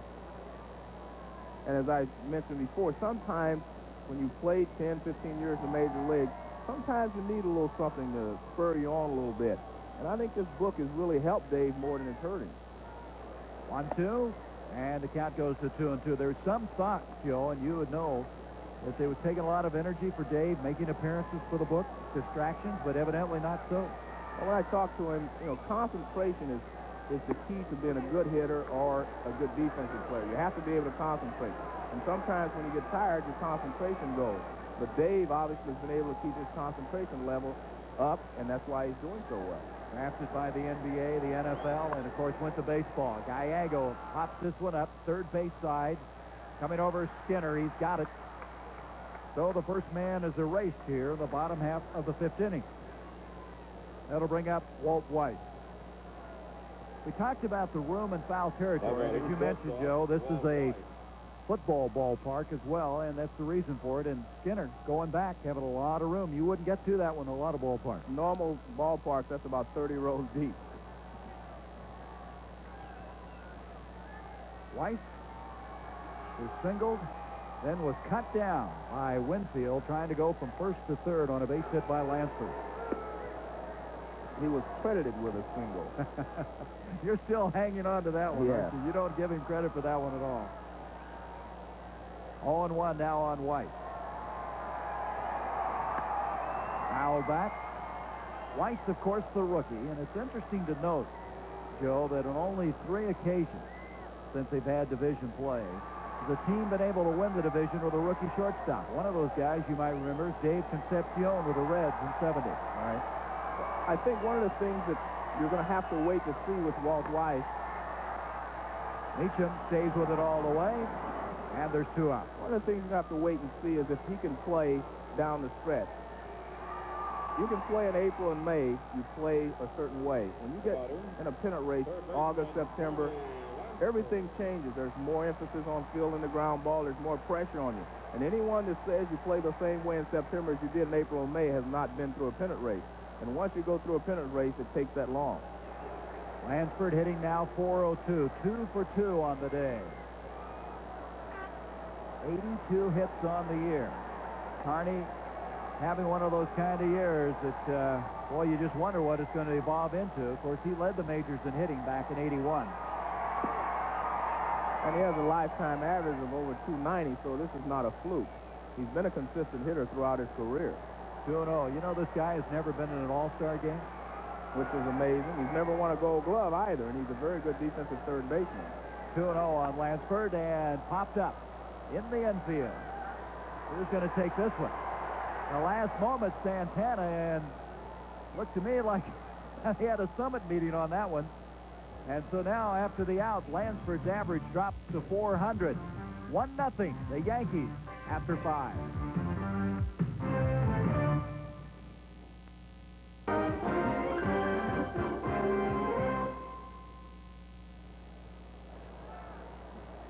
The New York Yankees with a 1-0 lead as we go to now the top half of the 6th inning.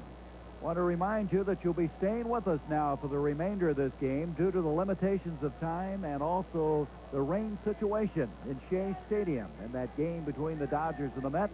But we promise you one thing. We'll keep you posted on that game. Should it resume, we'll let you know what's going on. Right now, no score in that game. Right now, the difference in this ball game is Winfield's 12th home run of the year. Ricky Henderson leading things off now for the Yankees, followed by Bobby Meacham and Claudell Washington. Bob Welch has thrown so many strikes on the outside corner that a lot of hitters are starting to question the umpire on the pitch, but he is hitting the outside corner consistently throughout the ball game, and I think that is why he's been able to keep the Yankees at bay. Thus far, Welch has given up 3 hits. The mistake he made to Winfield, the difference. On the other hand, Dotson's given up 5 hits in this game.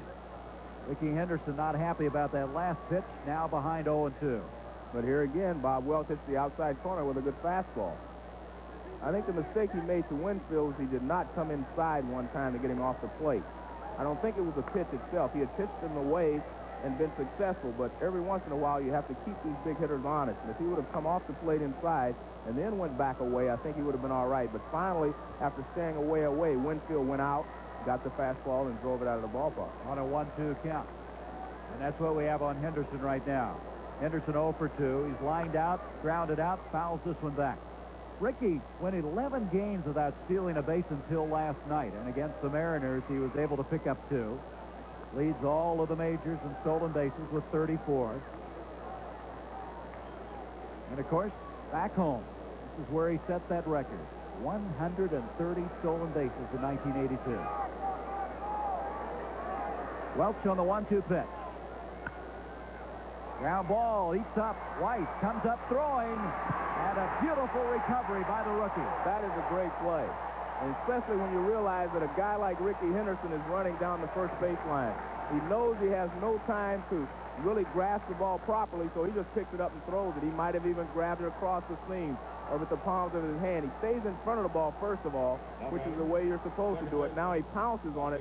Look at that. He just gets rid of the ball very quickly. Off balance. That is a major league play. He can play shortstop. Well, La Russa said, I don't care if he hits 100. If he could just make the plays defensively, and that's the kind of play they're looking for. He did commit 2 errors yesterday, but in all fairness to him, the wind blowing yesterday caused one of them.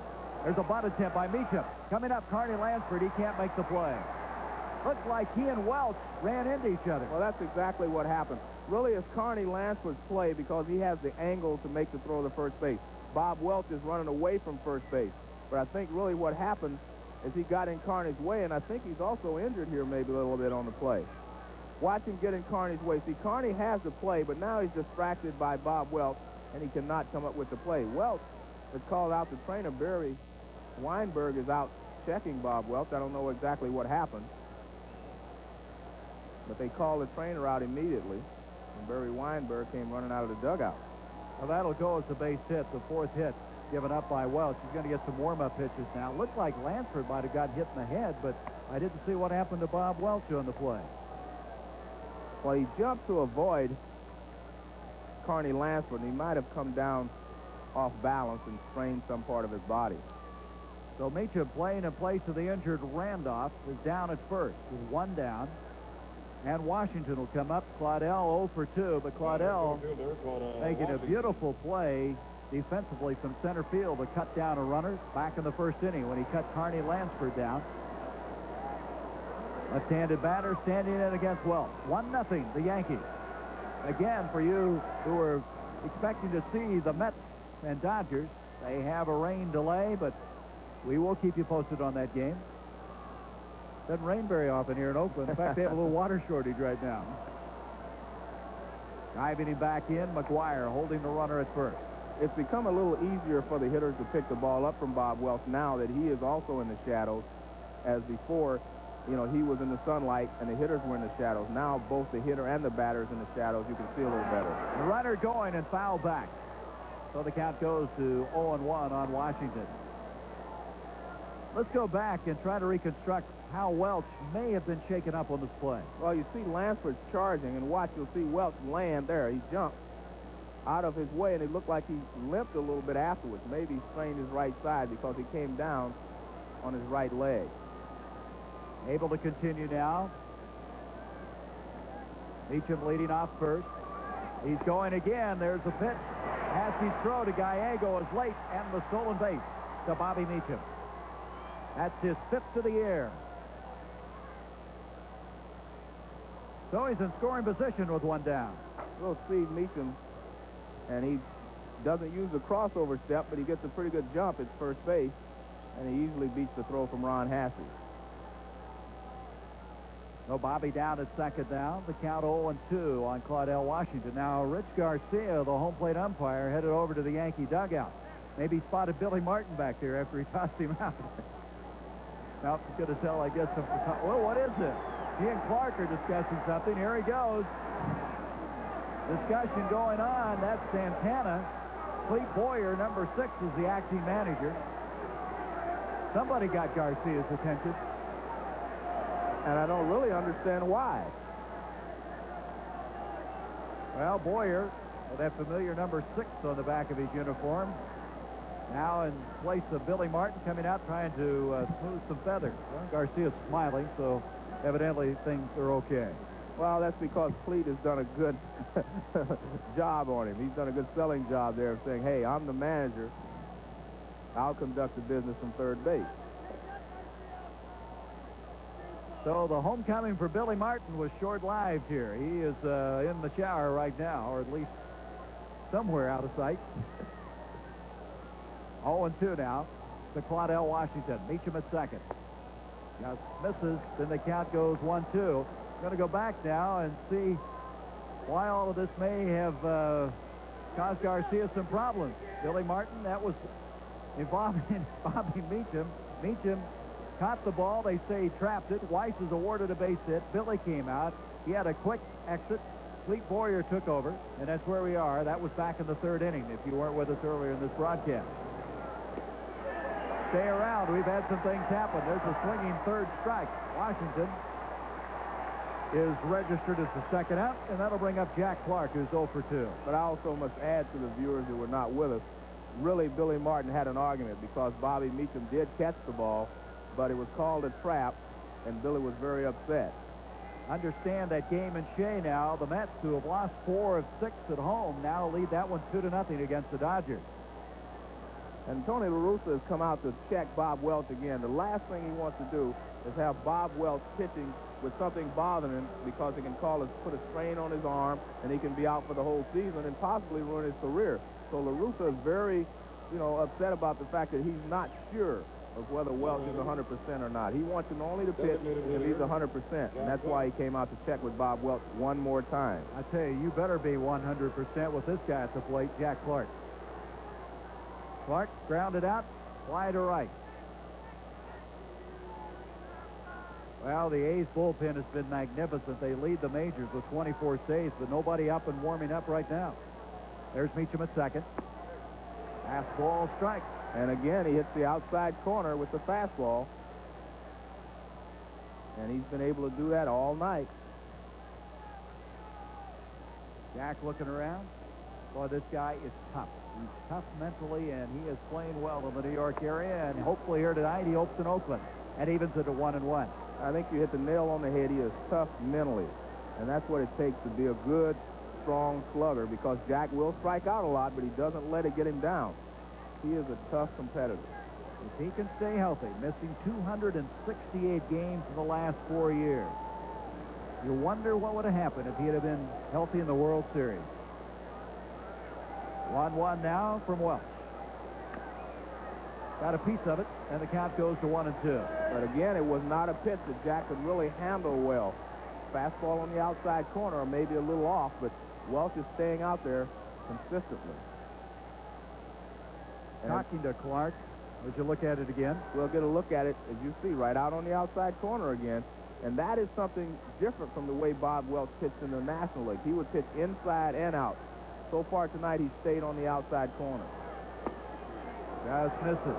That brings up a good point, Joe. As you look at the National League, they will pitch you tight more than they do in the American League. Right, they do use the fastball inside a lot more. And Bob Welch did the same thing. But I guess changing league, he's changing his style. 2 balls, 2 strikes on Clark, and it's full now at 3-2. And all of a sudden, on that pitch, you saw Jack Clark go out to get the fastball. And that's what Dave Winfield finally did. You stay away, away, away, and eventually the hitter will have to go out there to get the ball because he knows you're not coming inside. Now, Clark has walked 37 times. That's second in the American League. Only Wade Boggs has walked more. I think if Bob Welch throws a fastball inside, he may hit Jack Clark on the arm because Jack's going out to get this pitch. 2 out. The runner at second. Meacham will be moving on the 3-2. And Now we back out as Clark gets some dirt on the hands and Welch backs off the rubber.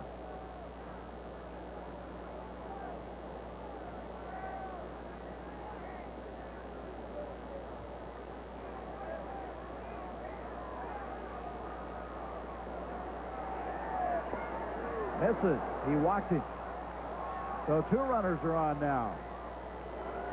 And that'll bring up Alarillo, who has struck out and grounded out. Third baseman Mike So Welch Alarillo. getting a little bit of a jam now with 2 down. He showed the graphic of Jack Clark hitting .600 against Bob Welch last year. Bob Welch knows that as well. So he was not going to give Jack Clark a pitch that he thought Jack could handle there. Well, Pags has been hitting well, 7 of 15 on this road trip since that 0 for 17 slump. And this guy can drive in the runs. He's got a chance to do so now. First pitch, right down the middle for a strike. Meacham at second. Clark at first. 1-0 Yankees. We're in the top of the 6th with 2 down. There is Clark, number 33.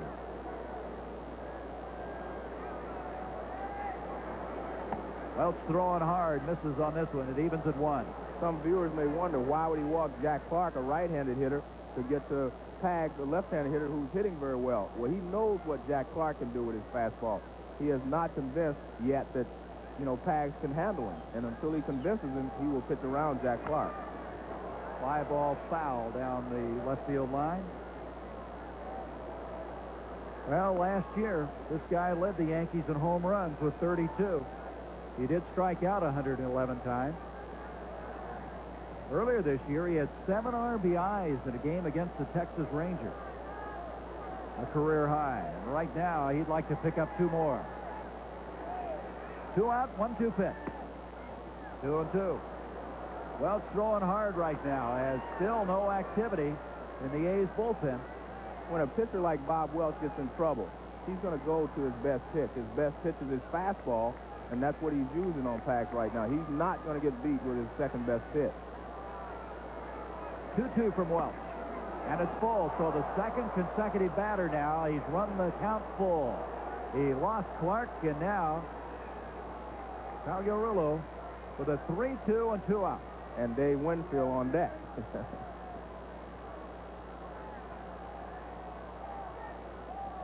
The runners with their leads. They'll be going, obviously, with 2 out and a full count. Foul back, and we'll start it all over again.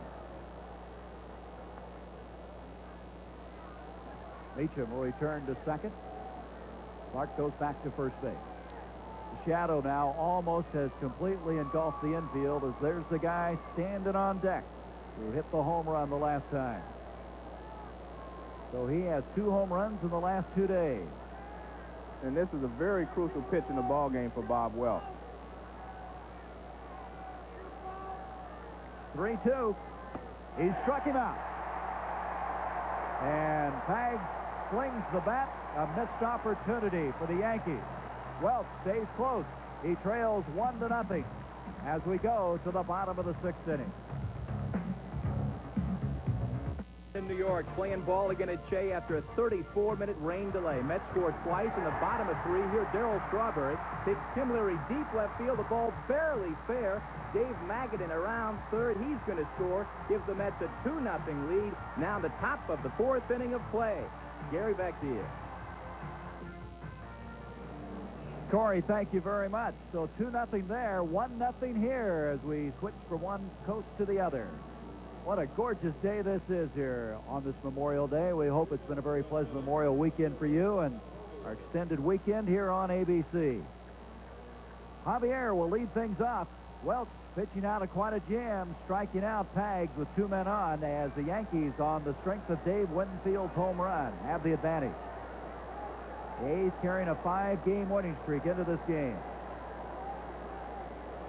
Dotson protecting the 1-0 lead. Starts him out with a slow breaking pitch, and he gets it over for a strike.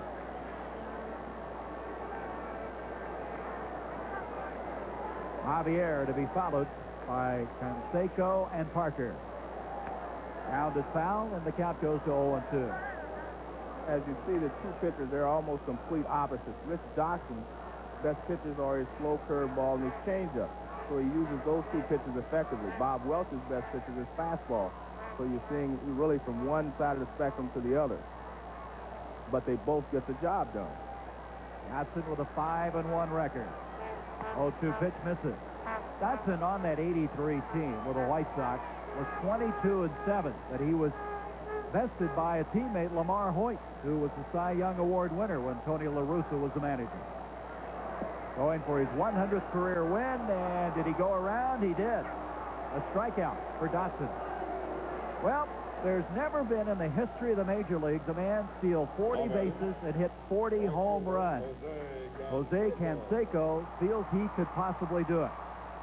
People think it's going to be more difficult for me to steal 40 bases. I think it's going to be vice versa. I think it's going to be easier for me to steal 40 bases, basically because I've gotten the green light. This year I've stolen 17 bases, and a lot of times I've gotten the red light to steal third. So, you know, I think it's going to be easier to steal 40 than to hit 40 home runs. I'll pick up on that as a pitch now to Jose for a strike. You said something interesting, Joe. You feel takes a lot out of you trying to steal that many bases. Well, it's a lot of wear and tear, especially for a big guy like Canseco. But I agree with him. It's easier for him to steal 40 bases than it will be for him to hit 40 home runs. There's a line shot to left field for a base hit. Jose will make the big turn. Slidell Washington cuts it off, relays it back in. It's a base hit for Canseco, and that's the 6th hit of the game for the Oakland A's. And I think you'll get an opportunity to see here how much confidence he has in himself as a base stealer, because they're 1 run down, 1 out, and he has an opportunity here to try to steal a base if he wants to. Well, he's third in the American League with 17, as Parker will come to the plate. Parker 0 for 1 with a walk, grounded out back in the 2nd inning. Well, you would know better than anybody. You, a couple of years, Joe, you have 67 stolen bases? That was the high for me, yes. And you were talking about you don't realize how it beats up your hands, and it makes it tough to bat. Well, you dive back into first base, you dive into second base, you slide, your hands hit the ground, and it takes its toll on you over the whole season. In fact, the pitching coach is going to come out now. It looks like Art Fowler is on his way out as you see Guante warming up in the bullpen. He pitched yesterday very effectively against Seattle. Art Fowler, who, of course, has been Billy Martin's sidekick each stop of the way, coming out. Looks like he's just stalling for a little bit of time right now. That's one of the slowest walks to the mound you'll see in some time. But we're talking about Canseco. He will get beat up a little bit. In fact, he was limping a little bit on his right side where he's been sliding. You know, his leg is sprained a little bit, has a few bruises and bumps on that side. So it does take its toll, and somewhere along the line it will affect his hitting. Well, Fowler retreats a little faster than he got out there anyway, as Rich Garcia breaks up the meeting. Skinner returns behind the plate. Canseco down at first with 1 out, and Parker. Boy, this is where it gets tough. You got Canseco, Parker, and McGuire. You can hear just kind of a murmur, a little buzz every time these guys come around. It's their turn at the plate. Parker looks at a pitch, and it misses, and the count goes to 1-0. This is one of the things that has changed in pitchers' repertoires, is that in the past when you had a runner on first base, you wanted a ground ball. And now they throw a changeup, which is easier to pull in the hole. There you see the second baseman, shortstop, Meacham giving the sign. I didn't figure he was going to cover second. Right. They're giving the signs to see who's going to cover in case Canseco tries to steal the bag.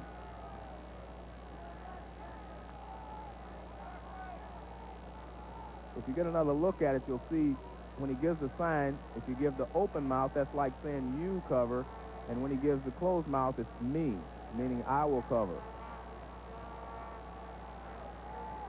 1-1 the count. It's me, it looks like this time, Yeah, Joe. I think, well, he will cover. It's natural to have the shortstop cover with a big hitter like Dave Parker up. In fact, Meacham is playing so far toward right field that he would not be able to cover anyway. Well, as a left-handed batter, you got to have Meacham over there. Thus far, Canseco's been caught 5 times stealing. Takes the lead. Ward holding on at first. That misses, and the count goes to 2-1. This guy has blended in so well. Tony La Russa said we'd heard about the fact that he'd had some problems in Cincinnati with Pete Rose. But he said he has really done the job, done everything we've asked him to do. 2-1. Center field. Washington over there. He'll have to take it on the first hop. Making the turn at second, Canseco. He'll done. Runners now at first and second with one down. I tell you, that's another good play by Claudell Washington in center field. We do not see the fact that he decoys Canseco into thinking that he can catch this ball, and then he cuts directly across. He doesn't circle it.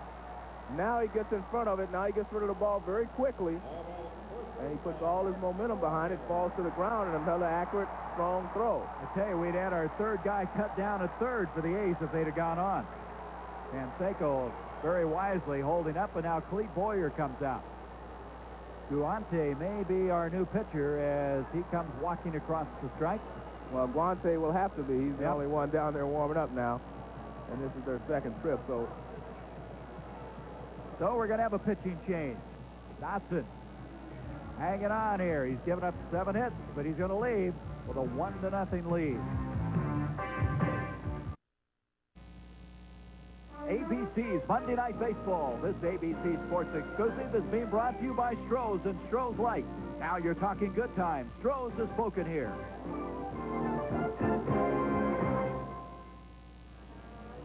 So Dodson leads, going 5 of the third innings. He did not allow a run. However, the 2 men on the base paths are his responsibility. Gave up 7 hits. He walked 1, struck out 2, had 1 wild pitch. And now Guante coming in to pitch and a little trouble with the mound. Well, what happens is you've had 2 pitchers out there, Bob Welch and Rich Dotson, and they throw differently than Guante does. What happens is before they were working where he plants his foot, and now they're working where he sets it against the rubber. He wants to be able to push off the rubber. Bob Welch may work from a different part of the rubber so it didn't affect him, but he probably worked from the same point that Rich Dotson did, and Dotson had dug a hole there, and he was not able to push off. So he wanted that filled in, and they've done that. We saw that yesterday for Lee Smith. Now, we want to update you on the game at Shea Stadium. It's now 2-1 in favor of the Mets. Shelby able to drive in Guerrero to get the Dodgers on the scoreboard. So, to show you what we're talking about, we're going to go back to New York, and we'll watch that scoring play.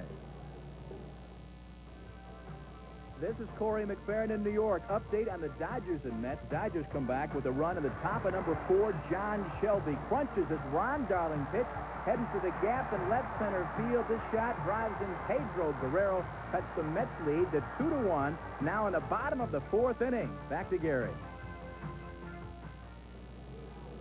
All right, Corey, thank you very much. Our score here, New York 1, Oakland nothing, but the A's now with 2 men on and 1 out. Guante coming on to pitch. He pitched yesterday for the Yankees. 1 1/3 innings, a scoreless, hitless relief to pick up his 5th save.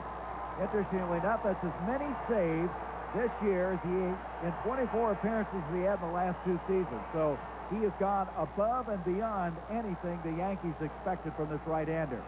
From the Dominican Republic, 28-year-old right-hander, and this is who he's got to face. Well, way to come into a ball game, huh? Exactly. Mark McGwire singled and reached on a fielder's choice. 1-0 New York. The tying run at second, the go-ahead run at first, and McGwire, who has 35 RBIs at the plate. There you saw Joel Skinner. He's reminding Cecilio Guante to stop completely so they will not call a balk. It's a good play by the catcher, Skinner. Pitch inside. For those of you expecting to see that game in Shea between the Mets and Dodgers, due to limitations of time that have been brought about because of the rain delays, we're here in Oakland. We will keep you posted, though, and up to date on the progress of that game. 1-0 to McGwire. Canseco at second. Parker at first. Grounded foul. Last week in New York, Guante did a great job in holding the sluggers from the A's at bay while the Yankees held on to win one of the ball games. And actually, he helped put the 0 for 22 that these 2 sluggers went through last week in New York. He helped to do that.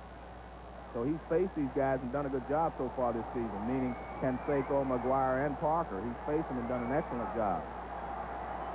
Guante 1-1 on McGwire.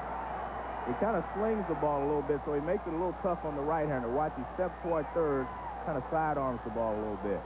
Right there. Kind of hard to pick it up, isn't it? Right. 2-1 on McGwire. 6'3", 205-pounder. Had an injury-plagued year last season. Pitched in only 16 games. What a difference a year makes for this guy. 2-1. Aiken for a strike, and it evens at 2. Understand the Mets now have jumped back to a 2-run lead, 3-1 now over the Dodgers and Shea. Well, the Mets have been having trouble at home, haven't they? Lost 4 of 6 in that home stand. But they're such a good team that it won't last. The pause by Guante. 2-2 pitch. Full count, 3-2. On deck, Ron Hassey. There he is, Ron Hassey, the veteran catcher. McGuire, 49 home runs in his rookie season. The 11th so far this year. Of course, everybody yelling balk. That's the popular thing to do this year because it's been happening so And a often. lot of times they're correct. There you see the shortstop Santana comes in to talk to Guante. What he wants to remind him is also take a look at Canseco at second base because he may try to steal, but he doesn't want him to give too much of his concentration at second base because he has to throw a strike, or else the base is going to be loaded anyway. So Santana retreats back to short. Full count on McGuire. 1 out. Runners at first and second. 1-0 New York.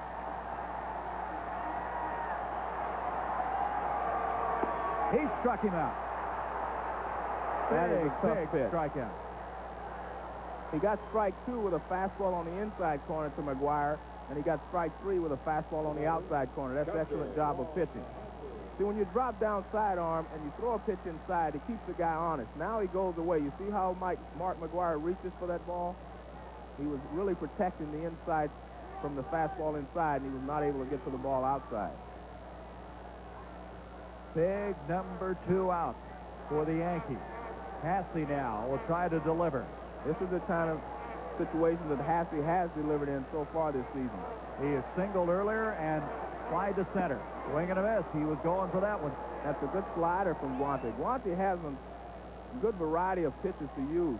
He can throw sidearm to the right-hander, and which is not, of course, as effective against the left-handed hitter, but he has a good sharp-breaking slider that breaks straight down almost that he used against the left-handed hitter, and that's what he did there. This guy came over in a trade from the Pirates in '86, and that trade with Rick Roden. With Doug Trabeck, Ryan Fisher, Logan Easley. That's a big trade for both teams. Yes, it was. I think Clete Barrier is coming out. They've decided in the meetings how they want to pitch each one of these hitters in clutch situations. And this is definitely a clutch situation for the Oakland A's. So what Clete Barrier wants to do is re-emphasize what they said in the meeting and make sure that the pitchers pitch that way. Joe, let's update now on some final scores. That ended Minnesota's 8-game winning streak. Incaviglia with his 12th home run, which ties him for the league leadership. 4-1 Cleveland. Franco continues to hit. And look at Pittsburgh, 14-2. But Neil, what a year is he having, huh? Swing and a miss. And Hassey's behind now, 0-2. And Guante right now has really momentarily shut this A's team down. Striking out McGuire, trying to finish off the inning.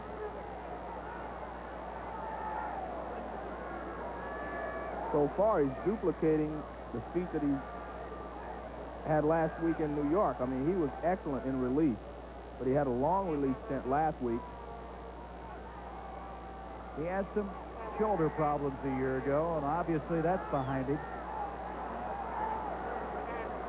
Here we go, 0-2 now to Hassey with 2 down and 2 runners on.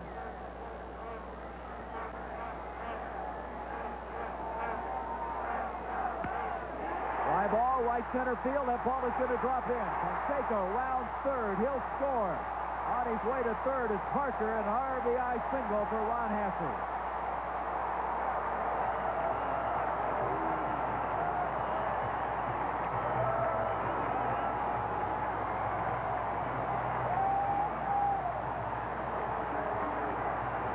As I said before, Hassey's been coming through for the A's throughout the season, just like this. And he gets a pitch up. Guante makes a mistake and gets the fastball up, and Hassey lines it in the right center field. He had been keeping the breaking ball down on Hassey, but he made a mistake, got the fastball up, and Hassey took advantage of it. Well, for a guy that was signed as a free agent from the White Sox, Hassey has been a real find. Canseco home with the run, and here's Dave Henderson. Henderson 0 for 2. We're even at 1. And Gary Ward calls timeout to let Guante know that he is not holding Hassey at the bag and don't throw over there. Otherwise, you may throw the ball away, and the A's will get the go-ahead run home. Well, Hassey doesn't run that well, so they will not. As now Parker leads off at third. Henderson had a notion. The pitch misses. It's 1-0. Well, Hassey with 19 RBIs now in the last 21 games. And they've all been clutch RBIs almost, just like that. 2-out base hit. 1-0, and he took something off of that one, and it's 1-1. Parker at third, Hassey at first. 1-1 our score. Bottom of the sixth, 8 hits for the A's, 4 hits for the Yankees.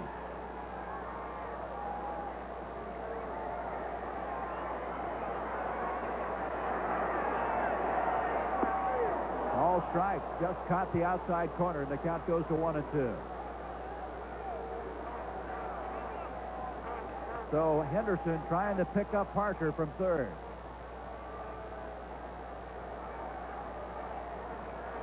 Parker makes his move down the third base line. Pags is backed up, of course, not holding close to the bag. There he is. Dave's had some problems with the knee, but he had the surgery in the offseason and obviously running a little bit better this year. Well, he was running very well until he ran into a wall in Chicago, and it actually slowed him down for a little while. 1-2 pitch. Popped up. Behind the plate, Skinner way up in the air.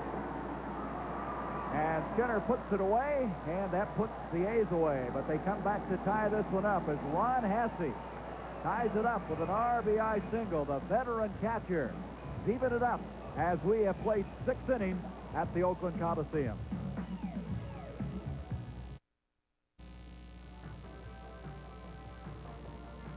This is Corey McFerrin back in New York. Latest in the Dodgers and the Mets. Kevin Elster, bottom of the fourth. The chopper over Pedro Guerrero. Howard Johnson coming home to shore. Elster, however, cut down by Kirk Gibson at second base. Dodgers batting top of the 5th inning. Still 3-1 Mets. Back to Oakland and Gary and Joe. 1-1 our score here. The A's picking up their first run on an RBI single by Ron Hassey. And Gaenkra had some problems with a foot, it looked like, Joe, when we were making the change at the inning. And then all of a sudden he just goes trotting out the second like there was no problem. Well, I think it's more of a Charlie horse or a muscle spasm there. He was trying to walk it out, and eventually I guess he did because he's staying in the ball game. Winfield to lead things off. Top of the 7th inning. His home run, the run thus far for the Yankees. There you see what I was talking about. Right away goes inside on Dave Winfield. He had not pitched inside all day, and Winfield finally went out, got the fastball, and hit it over the out of the left field wall. So now the first pitch establishes that I will come inside. This time he comes inside again and misses. The count goes to 2-0. Gary Ward to follow. Rafael Santana to be the third man up in this inning. Well, the A's have out-hit the Yankees 8-4, but we're all even at 1. Well, 2-0 pitch to Winfield, and he got it over, and the count goes to 2-1. But he set that pitch up so well. He went inside with 2 pitches, went back outside with another one. Those are the first 2 pitches he's thrown inside to the right-handed hitters of the Yankees, Jack Clark or Dave Winfield. Now I think he knows that, and he will not make that mistake again. This time, fly ball, right field. Canseco going back. Under this one, and there's 1 out.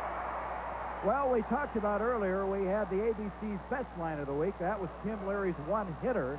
But the worst line of the week, well, that dubious distinction goes to Oil Can Boyd of the Boston Red Sox. Right, there you can see, even though he's 5-3 on the season, he pitched 1 inning, 7 hits, 6 earned runs.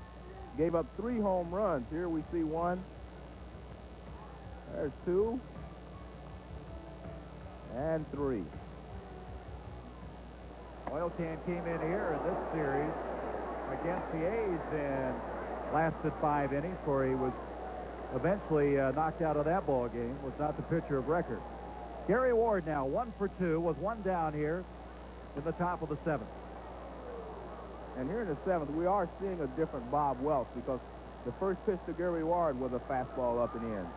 Because he's trying to keep these guys from leaning out over the plate. He's been very effective away, but you can only do that so long. Now he goes back away. Ward fouls it off, and the count goes to 2 balls, 1 strike. This is a little bit more like how he pitched in the National League. He would go inside and then back outside. But the earlier part of the ball game here, he has stayed completely away from the Yankee hitters, right-handed hitters, and even the left-handers. There he's going back inside again. Well, they call it off. The way you're able to pick that up, obviously, the way the catcher moving behind the plate. Right. You can see that even from the dugout. You don't have to be behind the plate. So you can tell he's going inside, how the catcher sets up, because he has been setting up away all day. 3-1 on Ward. Boy, it doesn't look like Welch's velocity has slowed down at all, does it? This time, line to right center field. It's going to drop in for a base hit. Coming over is Henderson. He'll come up with it, and he holds Ward to a base hit. That's the 5th hit of the game now for the Yankees. That'll bring up Santana. The batter, shortstop, Rafael Santana. Ward with his 2nd hit of the ball game. Santana popped up, grounded out thus far. White coming in, talking to Bob Welch. Ward down at first will be held on by McGuire.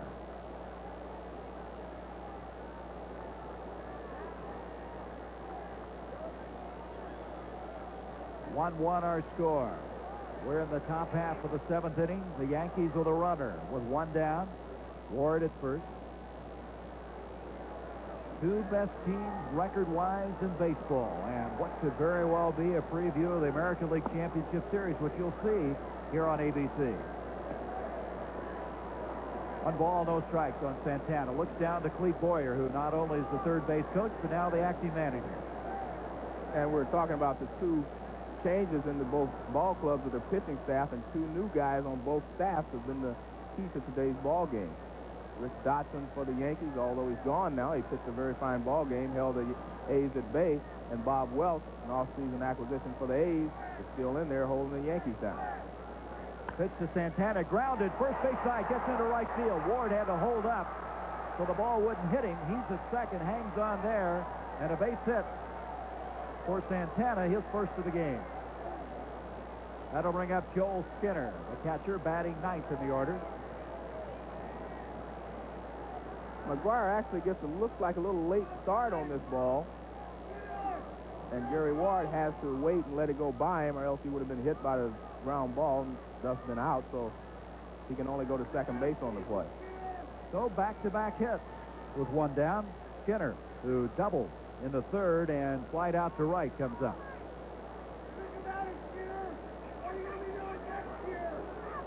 The batter, catcher, Joel Skinner. Joel Skinner, primarily known for his defensive ability, one of the best arms of any catcher in the league. But coming up with that hit, and as we mentioned on this swing to the west, has been able to hit a home run, and he takes a call strike. They're not holding Santana on at first. McGuire dropping back off the bag. 1 strike, 1 out. We're all even at 1.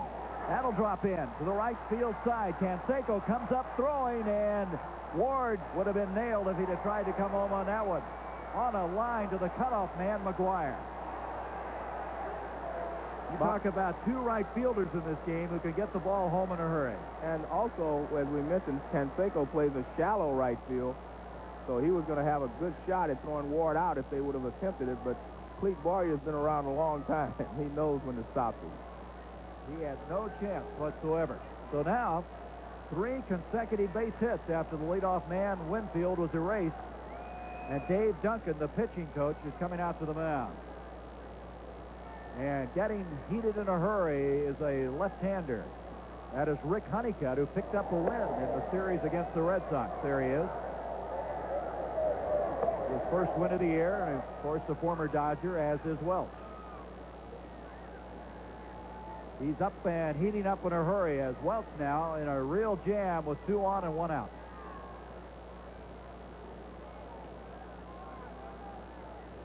Now batting, left fielder, Ricky So the sack's full. Down at 3rd base is Ward, who is held up. Santana down at 2nd. And there's Skinner at 1st base. 3 consecutive base hits. And what Bob Welch needs to do here is get out in front of Ricky Henderson. He cannot afford to get behind him in the count. Henderson 0 for 3. Grounded out, lined out. He had a shot to Gallego back in the third inning.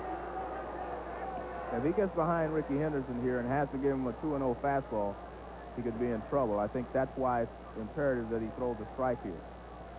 1 ball, no strikes, 1 out.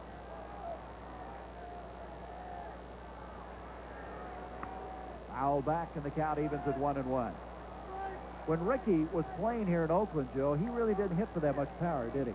He picked that up since he left. Well, he actually started to hit for more power his last year here, but he was injured, so he ended up with like 16 home runs instead of being able to hit over 20. He was starting to show more power here. Billy Williams was the hitting coach, and he worked with him and told Ricky, you can hit 30 home runs if you try, or you work at it. And he did, and he started to hit more home runs before he left. 1-1 pitch, grounded to short. Weiss will go to first. He got him there, but a run scored. He looked like he didn't even take a notion at all to come home with that. It was not hit all that sharply. But Weiss electing to go to first. Ward scoring from third. And the Yankees take a 2-1 lead. Well, the reason he could not come home on the play, he was set up for a double play. See, he's too deep to come home with the play, even though he charged the ball. And if you take any time looking elsewhere with Ricky Henderson running, you will not be able to get him at first. So Weiss made the proper decision.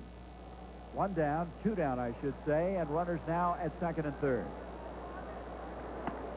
Welch continues to throw hard, but misses. Ball 1 to Meacham. Meacham is singled, struck out, and fly to right. Also with a stolen base. Foul back. The count evens at 1-1. Santana down at third. Skinner at second. 2-1 Yankees. 8 hits for the A's. 7 for the Yankees. Bob Welch, who's gone all the way. His counterpart Dotson going 5 1/3 innings before Gruante came in relief. Massey has the notion, looks down at third, and the count goes to 2-1. And you're correct. Bob Welch is still throwing very hard.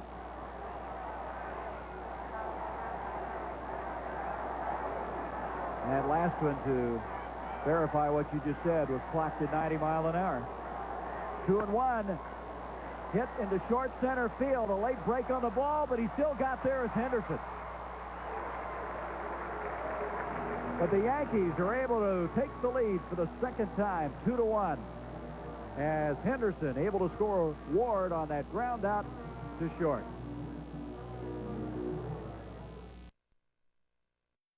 For the 2-1 lead. Well, we've got a couple of players in this game, Joe Morgan, that have books. This one, of course, many people familiar with, Dave Winfield's book, A Player's Life, which has caused a little bit of controversy in the New York area.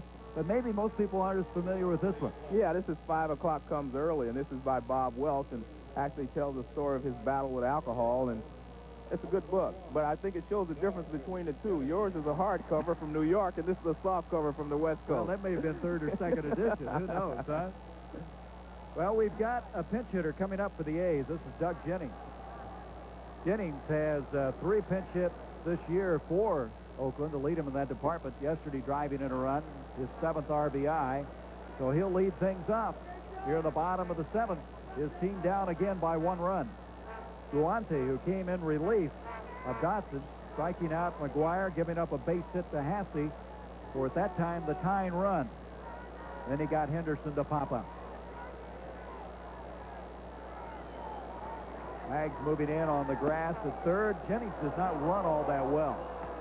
But he has had a very fine minor league career. Last year in Midland, Texas, hit 30 home runs and really wore out the Cactus League. Well, he's been a pleasant surprise for the A's. He's had a couple of real crucial pinch hits for us. 1 strike, now 2, 0-2. Weiss due up next. One of the tough things about Guante is his motion. He kind of sets himself. He gets in a position to throw the ball, but then he doesn't throw it, and he releases it late. And it's tough to pick the ball up. Yes, and that makes it tough right there. See how he drags his arm behind him a little bit, which lets him hide the ball from you a little longer. Makes it very tough to pick the ball up from him. 1-2. Jennings pinch hitting for Gallego. It might be that foot problem that Mike was having to get him out of there, and expect to see Glenn Hubbard at second. 1-2 to Jennings. He struck him out. Guante's throwing hard also. So White will come to the plate. Walt White.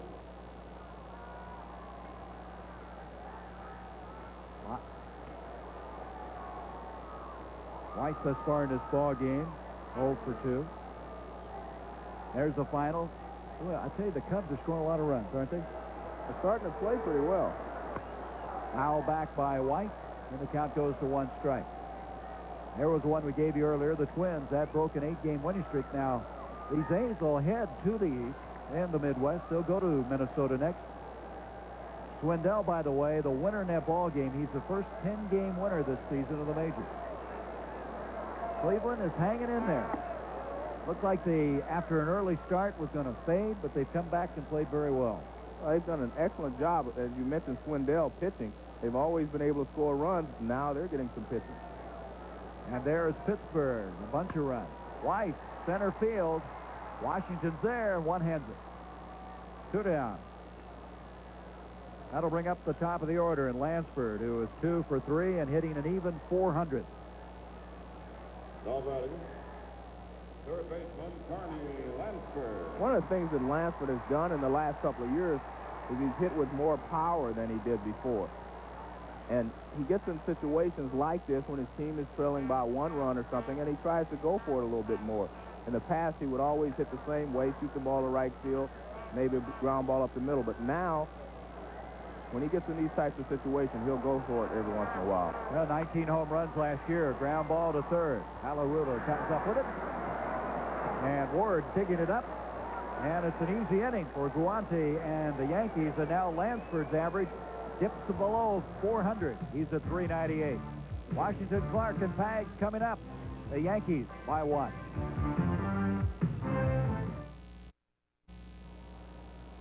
As anticipated, Glenn Hubbard comes in at second base for Gallego, who was pinch hit for by Doug Jennings, as Bob Welch continues on the mound, trailing 2-1. Washington, Clark, and Paliarulo coming up for the Yankees here in the top of the 8th inning. Washington swinging through that one. He is 0 for 3 with 1 strikeout in the 6th. Activity now in the Yankee bullpen. And that's Rags to go with Tag. There's a swinging strike 2 for Washington. Dave Righetti. I heard he was having, there was some rumor of some problems with his arm. Well, I think so, but it also probably points out how badly Billy Martin wants to win this ball game.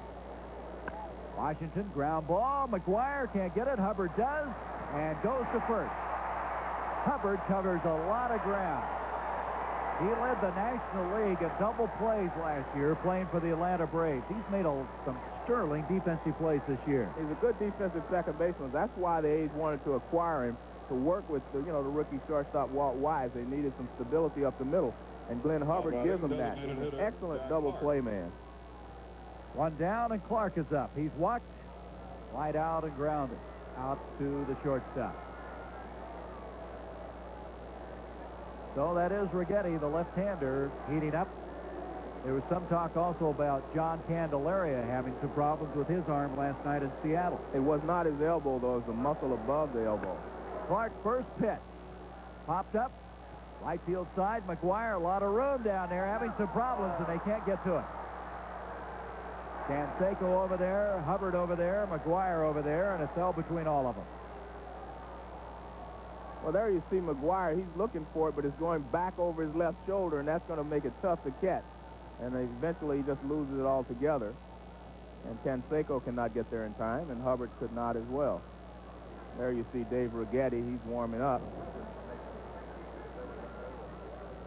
So Clark will have another opportunity. 1 strike. The man who has become the DH for the Yankees after so many years at first base in the National League. That evens it up at 1-1. Get a little bit cooler here now in the Oakland area. Started out in bright sunlight. Now the field completely bathed in shadows. He had a notion. It was there. And the count goes to 1-2.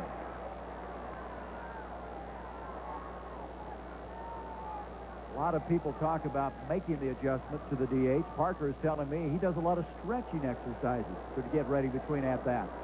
He struck him out. And that's what Bob Welch has done so well tonight. He stayed away from Jack Clark. And we'll get a look at another. This looks like a changeup or some type of breaking ball. This is not the fastball. There you see that's a changeup. He grabbed it deep in his palm. It was a changeup, and Jack chased it. Fifth strikeout for Bob Welch.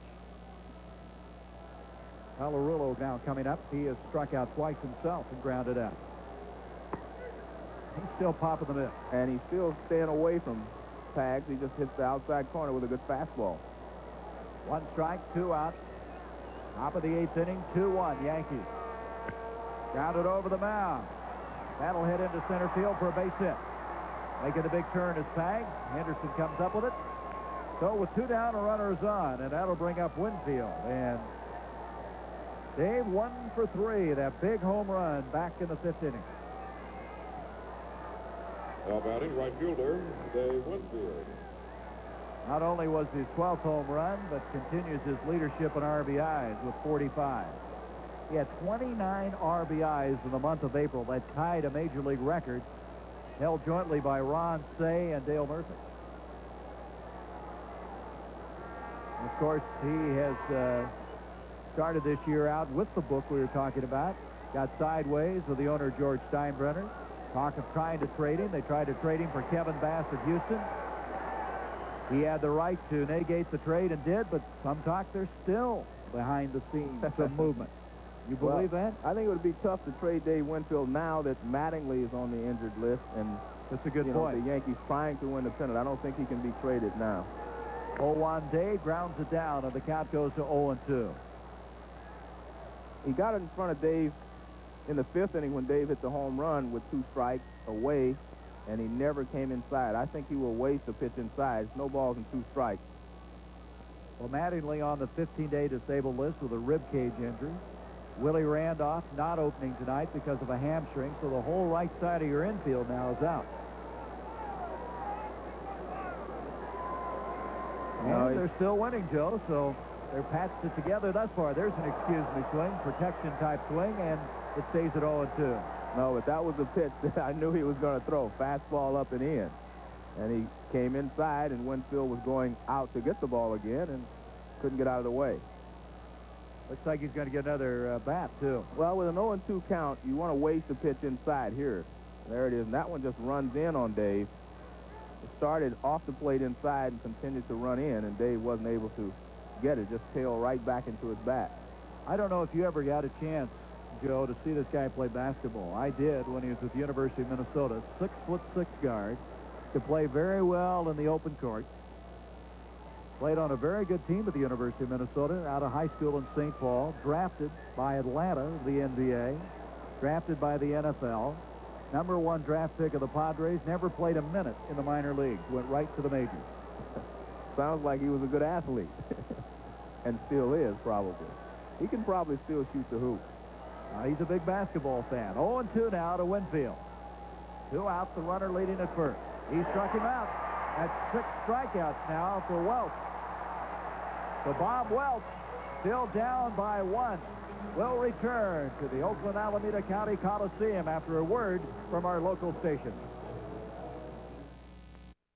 As now, he uses the high fastball for his strikeout. So Bob Welch certainly making quite an impression in his rookie year, continuing on to play so well. The Yankees now with a pitching change. The left-hander Dave Righetti is coming on, replacing Guante, who went 1 2/3 innings, allowing no runs, 1 hit, struck out 2, didn't walk anybody. There's the numbers on the left-hander. And Righetti starts off Dave Henderson with a strike. It surprises me a little bit. I would think, I would have thought they would have waited till the bottom of the 9th inning to bring Righetti in, but maybe he wants to get him, let him have the feel of the mound before. I said Henderson has Javier, and it's lined to right, and there he is. Dave Winfield doing it all, throwing out runners, hitting a home run, and this time with a diving catch on Stan Javier, the switch hitter, batting right-handed. 1 up, 1 down. guy's doing it all. Well, he is a good player, and you said it earlier. He is a complete player. Javier does a good job and lines the ball to right field, but Winfield got a good jump on it, and he makes the catch. Righetti getting some help, but Righetti has played very well. He pitched 1 2/3 innings Tuesday, giving up 2 hits but no runs. For his 5th straight save, there's Canseco fouling one straight back. He has singled, scored a run, grounded out, and called out on strike. He was looking for that one swing to tie this one up. And this is one of those real traditional confrontations. Power pitcher against a power hitter. Everything Righetti throws is hard. So he's a true power pitcher. 29-year-old left-hander from San Jose. Canseco, 0-1 pitch, foul back, and he's taking his cut. And he's challenging with 2 fastballs, and Canseco's had 2 good cuts. I think he's going to have to mix in a slider here or something. Understand the latest on the game from Shea. The Mets leading the Dodgers 3-1, bottom of the 6th. Righetti, of course, set a major league record for saves in '86 with 46.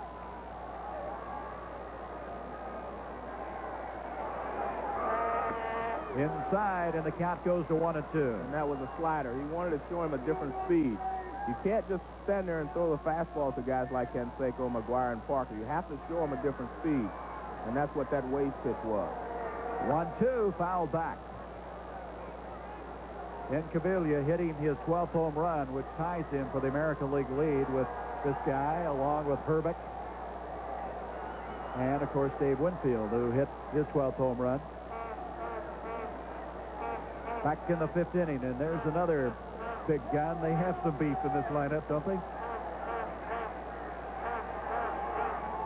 1-2 now with 1 out on Canseco. Righetti's delivery bounced it up there, and Skinner trying to locate it. He looked like that was more of a changeup or something. He wanted to show him another speed, and he held on to it a little too long.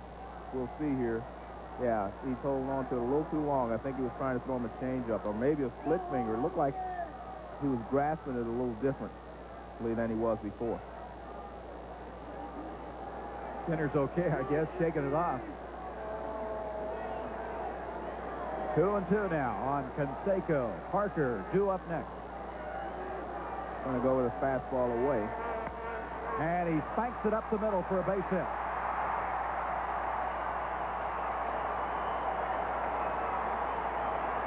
So 1 on and 1 down, and that brings up Parker, who has singled, walked, and grounded out.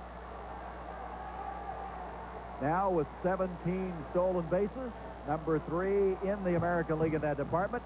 What do you do with number 33 down at first base? Well, I don't actually think he'll be running here, Gary, simply because he is not an accomplished base stealer yet to be able to read left-handers like Righetti or any other left-handers in the league. That's not to say he will not go, but I don't think he will because I don't think he's an accomplished base stealer yet. And this is the bottom of the 8th inning. Tough situation to be able to steal a base in unless you're an accomplished base stealer. Well, Russa gives him a semi-green light. Doesn't give him the total green light like a Ricky Henderson would have. This misses, and it's 1-0. That was the 9th hit of the game now for the A's. 8 for the Yankees. But the Yankees with a 2-1 lead. Ward holding Canseco on at first. Righetti on the way to Parker, and it's 1-1, and he got all of his cut on that one. And I tell you what, this is a tough setup for Dave Parker because he has not seen Dave Righetti a lot in his career. And I tell you, when you haven't seen Righetti to know how hard he really throws and how much his slider breaks, it's tough to hit against him. 1-1. That'll drop in for a base hit. Canseco makes the turn. He's headed to third. The ball gets by Henderson. Here comes Canseco. He is going to score the tying run.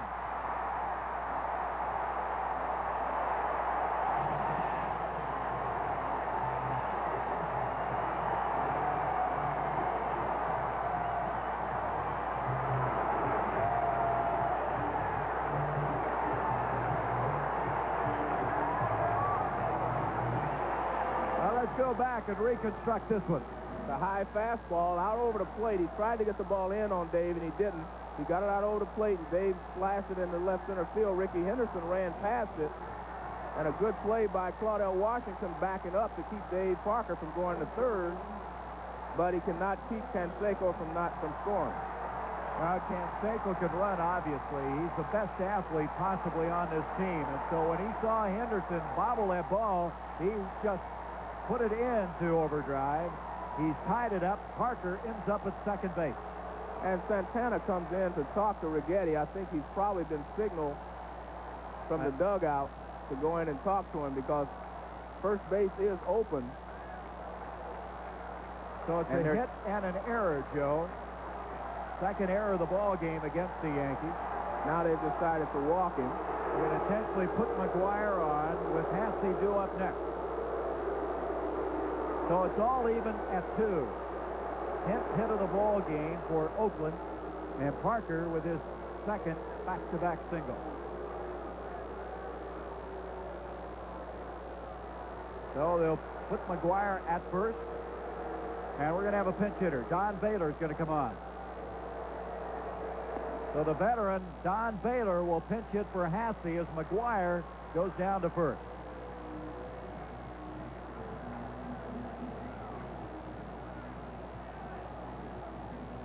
So the first intentional walk of this game as Clete Boyer and company, the brain trust to the Yankees, fighting their lead, whittled down to a 2-2 ball game, and now the go-ahead run at second. And at first, McGuire, and here comes Baylor. Baylor, 1 for 2 as a pinch hitter this year. And I know he would like to get his second one here because, he left the Yankees not under the best of circumstances, so I know he'd like to try to beat him a ball game here if he could. He has 1 home run, 13 RBIs. Now they're going to change the baseball. So Righetti coming in relief started things out with Javier hitting one to right, and a great play by Winfield for the first out. Canseco then singling, Parker singling, and the walk, and now Dennis Eckersley's up. He leads the majors in saves with 16. They're pulling out their artillery today. Well, this is a big game for both teams because it's important for one or the other to try to establish that I'm the best team in baseball, not the other team. Remember now, the Yankees won 2 of 3 in Yankee Stadium after the A's won the opener. Pitch to Baylor, swung on ground, it's foul, and the count goes to 1-1. And of course, Welch won that ball game. Eckersley has made 2 appearances over the weekend. He's had 16 saves and 17 appearances, and there he is, up and throwing. Parker down at second. McGuire at first. Baylor hit one deep to right center field. Hustling back there is Washington before the warning track. Hauls it in. The runners go back and have to hold. Righetti has been throwing awfully hard, but Don Baylor's a good fastball hitter, so he comes with 2 breaking balls. And we get another look at the slider here. There, see his breaking balls away, and Baylor goes the other way with it. But Washington got an excellent jump on the ball, gets himself under control, makes a good play. Now he stops and holds Dave Parker to second base. He's played a good center field tonight. Well, he's had 6 putouts in center field, and of course threw out Lansford on that play at third. There's Claudell. And that brings up Henderson. 2 down, 2 on. Boy, he was late on that one. Righetti just threw that one by him. Henderson 0 for 3 in the ball game. You'll get to see how 2 types of hitters swing the bat. Dave Henderson kind of sweeps the bat a little more, so Dave Righetti probably feels he cannot catch up with his fastball. Don Baylor snaps the bat, and he can catch up with the fastball. I think we'll see more fastballs to Dave Henderson, whereas we saw the sliders to Don Baylor. Righetti checks the runners, not being held on at first. He's high with a pitch, and the count evens at 1-1. And that's a smart pitcher there. Henderson chased the first high fastball. Let's give him another chance to chase it. Henderson didn't bite.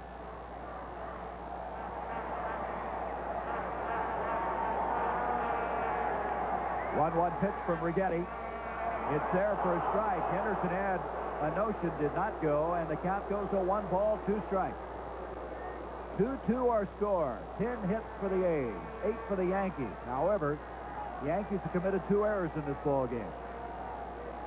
And the one by Henderson allowed Canseco to come home with a tying run.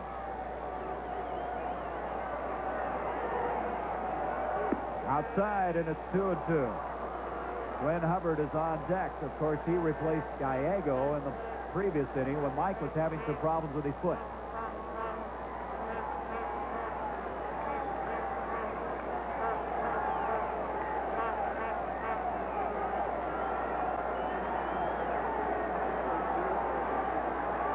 Two and two to Henderson. And it's full, and everybody's going to be moving now. 2 out, 3-2 on Henderson. And we're back in the same situation that Bob Welch was in on a 3-2 count to Pags earlier in the ballgame. You have to go at your best pitch. I think you'll see Dave Righetti fire the fastball and hope to be able to throw it by Dave Henderson. Big pitch in this ballgame. There's the fastball. Fouls it back, so we'll do it again. This capacity crowd, third consecutive day they've had a sellout here. They're about 137,000 ahead of last year attendance-wise. They're talking over 2 million here in the Coliseum before the season's over. Dave Righetti has one of the best fastballs in the major league, and he's going to get him out with another fastball. He's going to try to anyway. 3-2, runners going, and it's popped up behind the plate. Skinner coming over, Ward coming over. It's near the Yankee dugout, and Ward puts it away. But we're even at 2, as we have now played through 8 innings. We'll return to the Oakland Alameda County Coliseum after this message and a word from our local station.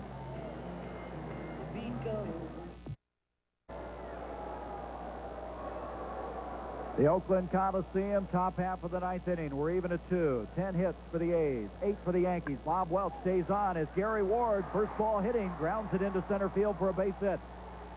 9th hit of the game now for the Yankees, so the leadoff man is on in the top of the 9th.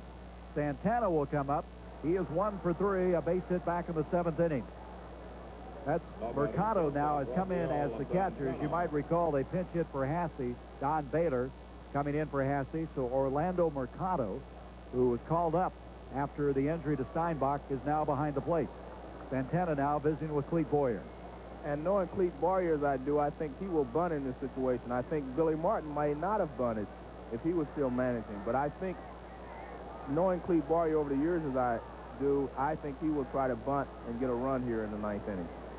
Skinner is due up next. By the way, that game at Shea Stadium in the 6th inning now, Brian Holton is coming to relief for Los Angeles. The bases are loaded and 2 out. In that game, of course, the Mets with a 3-1 lead. And we will continue to keep you posted on that. So the bases loaded, 2 out in Shea. Holton pitching now for the Dodgers, with the Mets leading at 3-1. Steve Lansford creeping in at third. 1 ball, no strikes, Santana, and that'll go foul. 1 ball, 1 strike on Raphael. Looks down at third to Boyer. That's Mike Ferraro, the first base coach, with Gary Ward and McGuire holding him on. Interesting ball game. Not a lot of runs for all those base hits. Right. There you see Clete Boyer giving Santana the signs, and as I mentioned, I'm sure he'll have him bunting because that's the way Clete Boyer likes to play baseball, fundamental baseball. He's like that. Mercado looks into the dugout to La Russa. They say one thing about Mercado, he really takes instructions well. So he looked in to see what the A's have planned. Lansford creeping in. The bunt goes foul. 1-2. Now we'll see if Clete Boyer switches to some type of hit and run or if he takes the bunt off. Sometimes you go ahead and say bunt the ball anyway because the defense will back up a little bit as we see Lansford's moving back at third. He's not quite as close as he was before, and you don't have to make as good a bunt. You just have to put the ball in play. Well, last night, Santana had a sacrifice bunt. It was the first sacrifice bunt they'd had in 19 games. He's going to try it with 2 strikes. Right. And he takes it. It's inside, and it's 2-2. So Santana looks down at third. You got to wonder now if you're Lansford down at third, huh? Right, but I see Clete Boyer's not doing anything, and usually you have to take the bunt off. So I would say he will be bunting again. So the bunt's usually on until you take it off. Yes, he's bunting again. He bunts it out in front. Going to second is Welch, and they got the lead man, and they got a double play.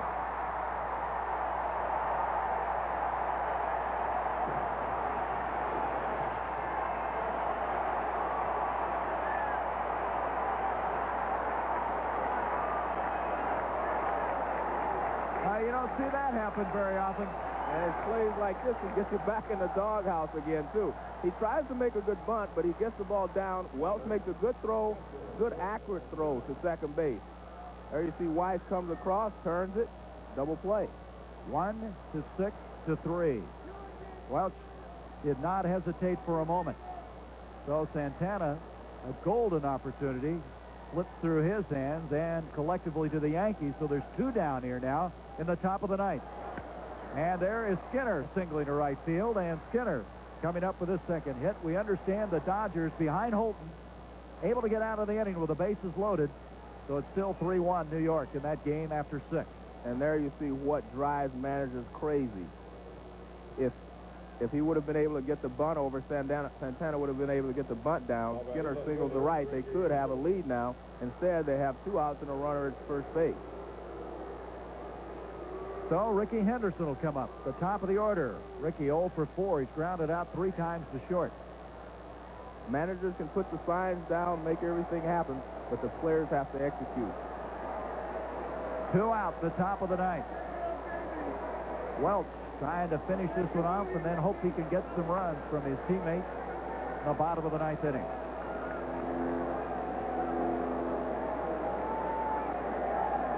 You can't call those a little thing to the game, can you? That's the big thing here in the ninth inning. In a close ball game, the ones that make the fewest mistakes are the ones that win close ball games. There's Henderson with a base hit. In the corner, coming up is Javier, going all the way to third is Skinner, and he runs very well for a catcher. And down to second on the throw goes Ricky Henderson.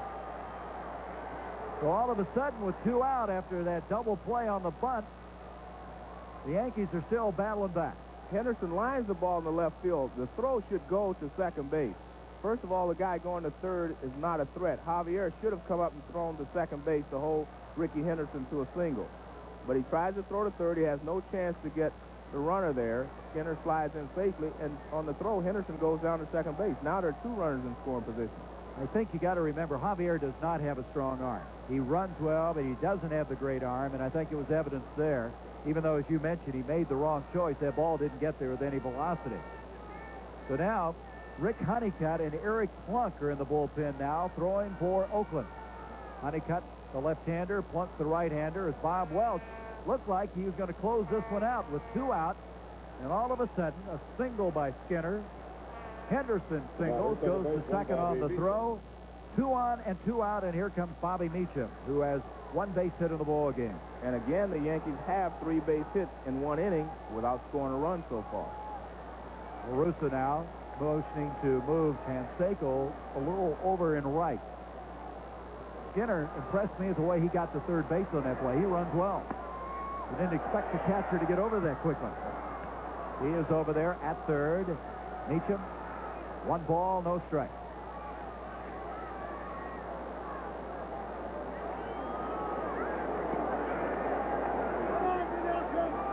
Welch, little half swing. McGuire will go unassisted to first, and they get out of it. So that poor bunt by Santana comes back to really hurt the Yankees. Let's look at it again. Well, Santana has 2 strikes, so he has to make sure he gets the ball on the ground. He does so, but it goes directly back to Bob Welch. He throws to Walt Weiss, and he doubles him up at first base.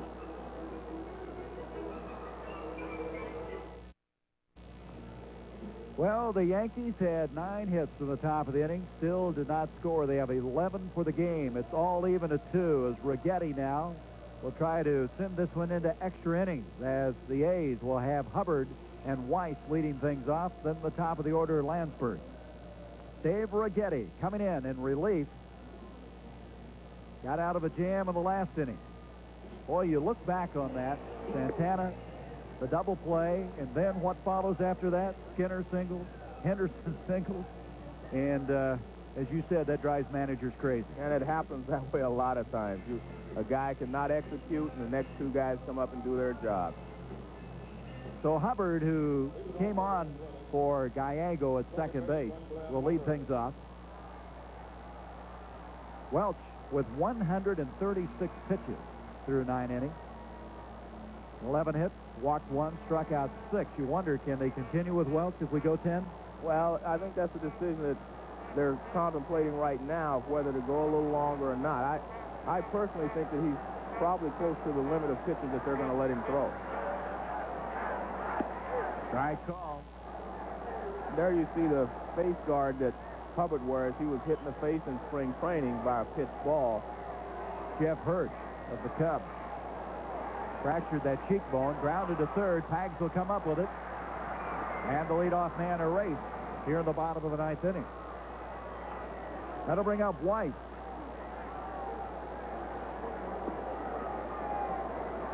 Now batting, shortstop, Walt White. Walter Weiss from Rockland County in New York. They have the Walter Weiss watch. It's not easy to say. They will follow him each day in the paper, see how he's doing. Of course, Walter played at University of North Carolina. One of his teammates is B.J. Surhoff, the catcher for the Milwaukee Brewers. He takes the strike. And there's a little note every day in the paper saying what Walt Weiss did. The Journal News in Rockland County, New York. Ligeti throwing hard. He's ahead now, 0-2. I even noticed one paper said Walt Weiss didn't play today, sore ankle. Well, he was out 7 games with a bad left ankle. Used to wear plastic support on that ankle for a while, and he strikes out. I think the question also is how long will the Yankees go with Righetti? Because he is their stopper. And you can see why here. He starts, Weiss off, gets him 2 strikes and throws a good slider over the outside corner and strikes Weiss out. Good slider right on the outside corner. So Lansford now, 2 hits in this game, 2 for 4, hitting .398. He'd like to get over that 400 mark again. Pitch goes outside.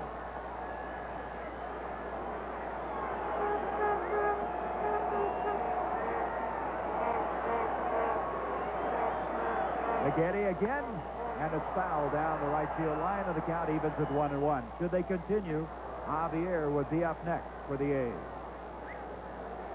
I think you'll see Dave Righetti stay away from Carney Lansford. I don't think he'll risk getting a pitch on the inside corner that Carney can jerk out of the ballpark.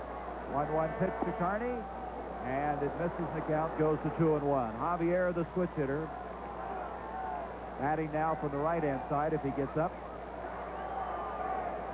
Look at that, career-wise against Righetti. Dave Righetti may be the only guy that he's hitting 200 against or less.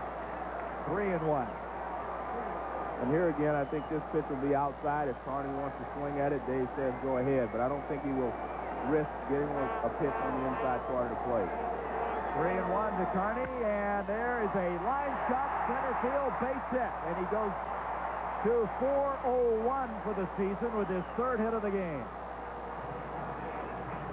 So, with 2 out now, Javier comes up. Rene Latchman down at first base. Javier in this game twice has flied to center, struck out, and flied to right. The batter, left fielder. Lansford now has 27 multi-hit games, leading all the majors with 3 hits here today. And he also stole 27 bases last season. He's stolen 8 this year. This is a situation where, see, Carney may try to steal in this situation because there's 2 outs already. Whereas Canseco had Parker and McGuire coming up behind him. He may try to steal a base coming here. up after this if they get through Javier, and that's what the A's got to be thinking right now. But I think they would give Lansford a shot at trying to steal a base here. I really do. If he can get a good jump on Righetti, I think he'll take it. 1-0 on Javier. Bottom of the 9th, inside, and he's behind 2-0. Now they may put the do not run sign on for 1 pitch to see if Righetti will take the count to 3-0. Very rarely will you steal 2-0 with 2 outs in this situation. Center not going, and he threw that one by him. He just fired that one by him. 2-1. In my opinion, there's probably only 2 or 3 guys in the A's lineup that can catch up with Righetti's real good fastball. And that's Lansford, Canseco, Parker, and McGuire. Some of the other guys, I'm not sure they can catch up with his fastball. That was registered at 90 mile an hour. That last one grounded. Shortstop, Santana boots it, and they're all going to be safe. This has not been Rafael Santana's night. You know, he made an error in that first loss of the year for the Yankees. Got in the dugout, I should say the doghouse, and he may be back in there again. This is a ground ball in the hole. He doesn't get down on the ball. He has a play at second base, so you could take some chance and round the ball and make sure you make the catch. You don't have to throw to first base. He was going to have a play at second base, and he just did not stay down on the ball. And this is not what Righetti wanted. There's to get Canseco up here in the bottom of the ninth. And with no place to put him, I think that's the tough part. 2 out, 2 on. Bottom of the ninth. There's the guy that counts. He would be the winning run. Canseco, first ball hitting, hits it a mile high into the air. Ward circling around. And we're going to go to extra innings. First ball hitting, Canseco. So Righetti gets out of the jam. We have played 9 innings. 2-2 our score.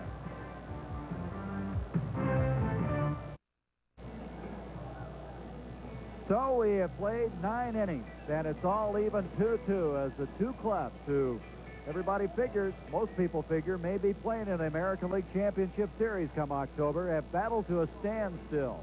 The teams with the best records in baseball, even in runs, even in hits. And a new pitcher now for the A's, and left-hander Rick Honeycutt. Welch goes 9 innings. He allows 11 hits, walked 1, struck out 6. He had that one balk, you might recall. Skinner then followed with a double shortly thereafter. As Welch gives up the 2 runs, he will leave and, of course, will not be the pitcher of record. Honeycutt this weekend had picked up his first win of the season. He, along with Welch, a former Los Angeles Dodger. He was a guy with the Dodgers who really struggled terribly. He was 2-12 last year, then came over and pitched 7 games for the A's and had a 1-4 record, finishing the year combined at 3-16. But you know, he's had some success. In '83, with the Rangers and Dodgers splitting the season, he won 14 games. It was in the All-Star game that year. He's been a good setup man for Eckersley, but now coming in here in the 10th inning. Well, he specializes in the sinker. He has a good sinker, and when he keeps the ball down, he's very effective. But when he gets the ball up, he's in trouble. Waddell Washington will lead things off. He struck out once, going 0 for 4 in this ball game. He'll be followed by Clark and Pagliarulo. And Honeycutt starts him out with a strike on the outside corner. Dave Winfield with a home run in this ball game. Henderson with another RBI on a ground out. The tying run scoring when the ball got by Henderson, allowing Canseco to come home on a base hit by Dave Parker. There he is, Jack Clark. And Jack Clark is especially dangerous in this type of situation, late innings, because as I mentioned, he never cuts down on his swing. 0-2 now on Washington. Honeycutt in relief of Welch, and it's now 1-2. The lights on. This game starting at 5 o'clock Pacific Coast time. Now 8:19, and we haven't decided anything right now. Well, we've decided that these are 2 of the best teams in the American League. We've decided that. I'll stand corrected. Right. You're right. 1-2 pitch, had a notion, and he got him. So the strikeout for Honeycutt. That'll bring up Clark, who struck out back in the 8th. He's walked, grounded out, and flied out. One of the tough things for Claudel Washington is he does not face a lot of left-handed pitchers. And he chases the slider from Honeycutt with 2 strikes. And you can't do that. You'll have to be a little more patient, but he doesn't play against left-handers. Washington sits down, and Clark stands in.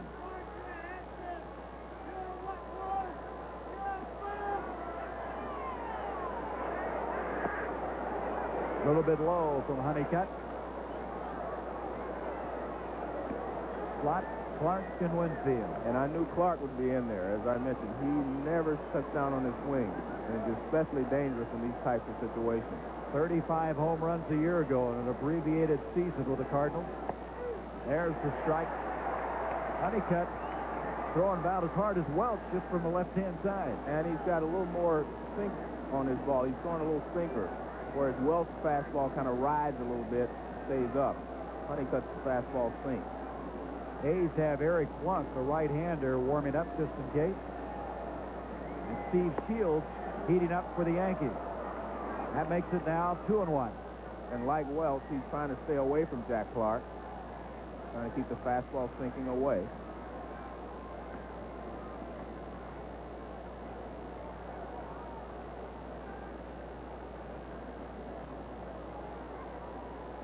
Two-one pitch.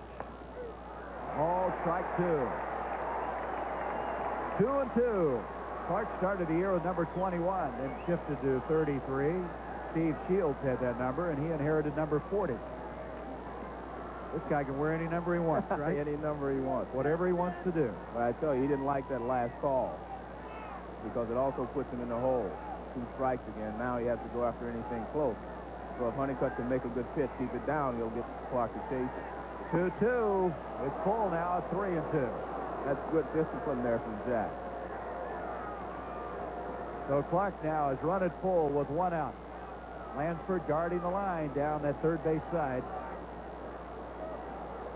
Late in the ball game, of course, in a tie score, you cannot let a ground ball go between you and the bag for extra bases. This guy has had some success against Honeycutt, wouldn't you think? Yes. And I think Honeycutt also knows that. 3-2 pitch to Clark. Nice stab by Honeycutt.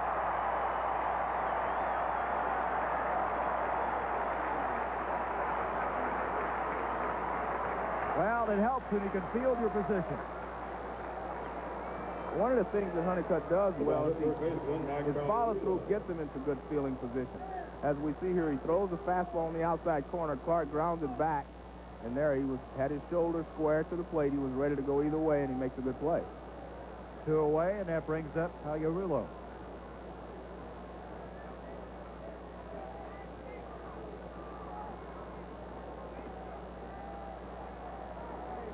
Honeycutt got it over for a strike. Boy, this bullpen of the A's has been something. They have 24 saves, 7-3 record. A lot of that going to Eckersley, but this guy has not been a slouch either. And Honeycutt grounded first base side. McGuire puts the mitt down, and we're going to the bottom of the 10th.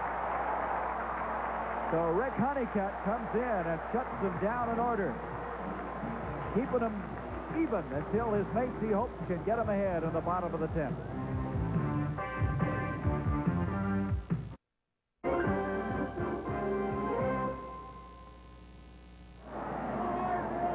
Bottom half of the 10th inning, a 1-ball, no strike count on Dave Parker, leading things off. 2-2 our score. Parker grounds it foul down the first base side.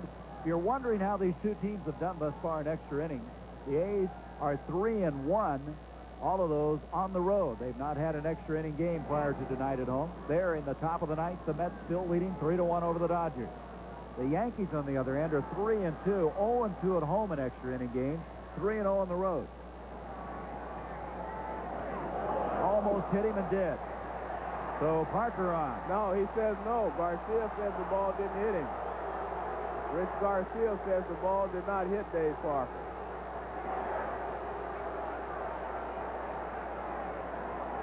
Garcia's had one of those nights, hasn't he? Had to go to the Yankee dugout earlier.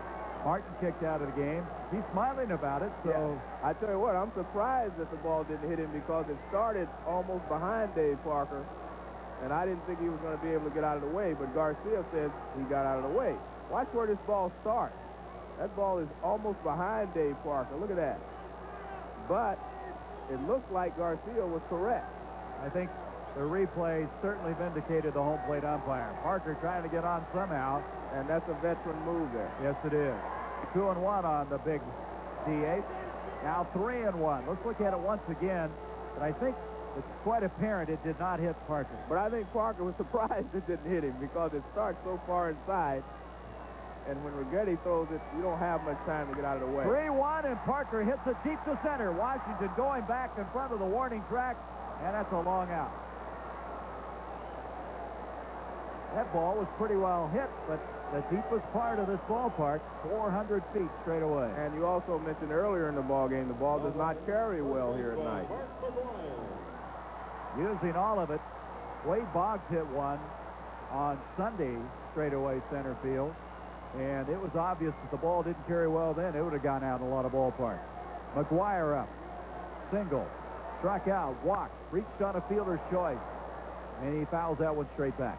Well, I'll tell you one thing, Dave Righetti fears no one with his fastball. He goes right after these big guys, Canseco and now McGuire and Parker. He says, if you can hit my fastball, hit it. He's coming right after him. McGuire on a 0-1 pitch, high. Now go back to that drive to center by Parker. The bench thought maybe that ball was headed for something bigger and better, but it was just a long out.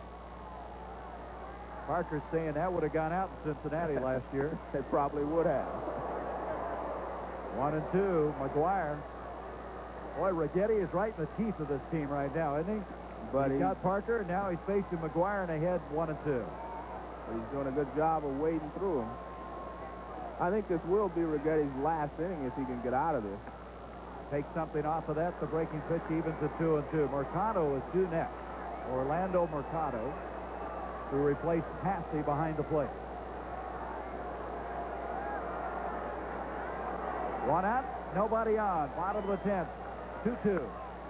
High pop-up, first base side. Ward drifting into foul territory, backpedaling. Whoa, that was a close one. Almost did not get to it. There's two down. Yesterday, with the wind blowing, that was an adventure. Well, he made it an adventure there. I think he misjudged the ball, actually, because he was... Anytime you have to backpedal like this, that means you misjudged the ball. You should have been going backwards sideways instead of backpedaling. John Shelby has hit a home run for the Dodgers at Shea. They've cut the Mets lead 3-2 in the ninth. Mercado, he hit that home run just right after being called up in his first start for the A's. And he looks at a strike. Well, looking to the Yankees, the 11th, guess who leads off? Dave Winfield. Outside, and the count goes to 1-1. It'll be Winfield, Ward, and Santana. And there's the guy who's hit the home run, made a brilliant throw, and catch in right field. That ball hit pretty well, left center field, but Washington over there, and we're going to go to the 11th inning. Still 2-2 as Claudell Washington been very busy, but this guy, Righetti, going right into the meat of the order, continues to keep the A's from scoring.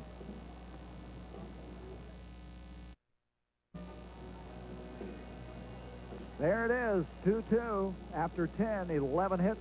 The Yankees committing 3 errors in this ball game, as now the A's come in with Eric Plunk, a former Yankee, a right-hander. He came over to Oakland in that Ricky Henderson trade back in '84 when Jay Howe, Jose Rijo, and Stan Javier joined Plunk.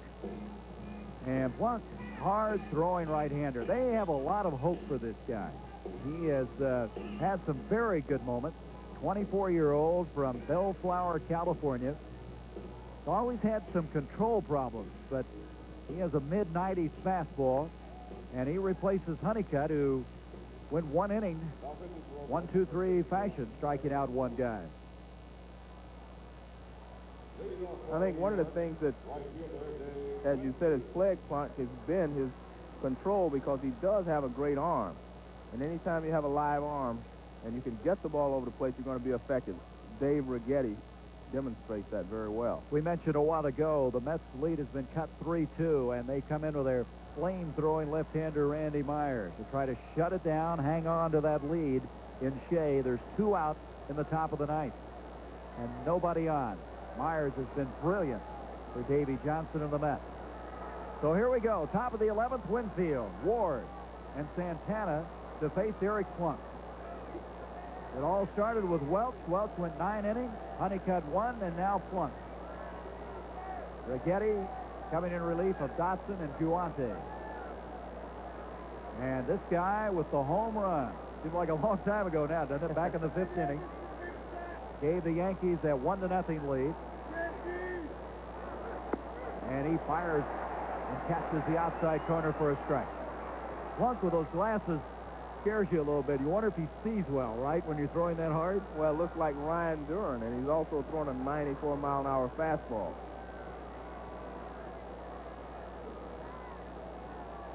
Ryan Duran, what did he do? Throw it to the net a couple of times. The backstop to let you know he couldn't see. There's a fly ball, right field. Canseco's there, and that's a big out. The leadoff man, Winfield, here on the top of the 11th inning. And Plunk just jammed Dave Winfield with that 94-mile-an-hour fastball. From the first pitch fastball away, and then came inside with the next one. One down, and Ward will come up. Ward in this ball game been very busy. Base hit back in the 9th inning. Also picked up one in the 7th as well as the 3rd. 3 hits. Grounded out the other time. The Mets win it 3-2. Myers comes in, slams the door. So the Mets beat the Dodgers. Game that was held up momentarily by rain, and Ron Darling picked up the victory for New York. The other New York right now in a battle here in the 11th. That's inside the Ward, and the count now goes 2-0. Gary Ward's seen a lot of playing time due to the injury to Don Mattingly. Tim Leary, the losing pitcher, by the way, in that Dodger-Met game. Grounded, third base, Lansford. Loses his hat, but comes up throwing.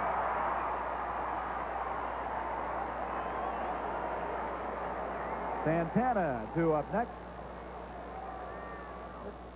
You know, Lansford makes all the plays at third base, but he doesn't do it with a lot of flair, and maybe that's why he has not won a Gold Glove. He makes all the routine plays and a lot of great plays, but he just does it the way he hits. He's just a steady performer. Sometimes that does not catch the attention of some of the voters. Well, the highest fielding percentage 2 of the last 3 years. Committed only 7 errors last year, lowest among third basemen, and Gaetti gets the Gold Glove. I would think. He's never been in an all-star game, but if he doesn't get into this one, they better check the ballot. They better check somebody, because he's got to be in the one in Cincinnati. There, look how he plays so low to the ground. Inside, and the count goes 1-1. Lansford really has gone through some tough times in his life. Right. Losing a 2-year-old son when he first was traded out here.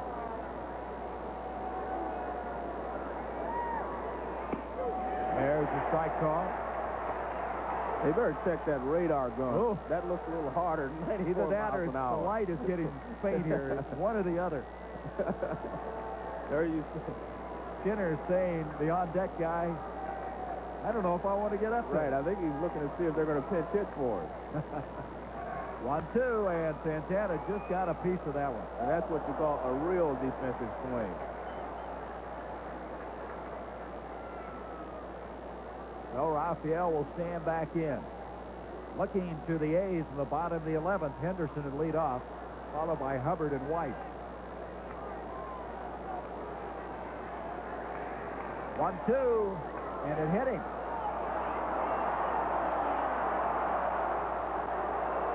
And I tell you what, that will hurt for a while. Well, obviously, when you're 1-2, 2 out, that's the last thing you want to do is put a guy on and hit him. Santana looks like he might have a tough time continuing. Well, I guess if you stop a 93-mile-an-hour fastball with your arm, you may not want to continue. That'll bring Skinner up. Let's see if we can pick up where it hit him. It just really tails in, hits him right under the elbow. I mean, it really tails in. And there was no way for him to get out of the way.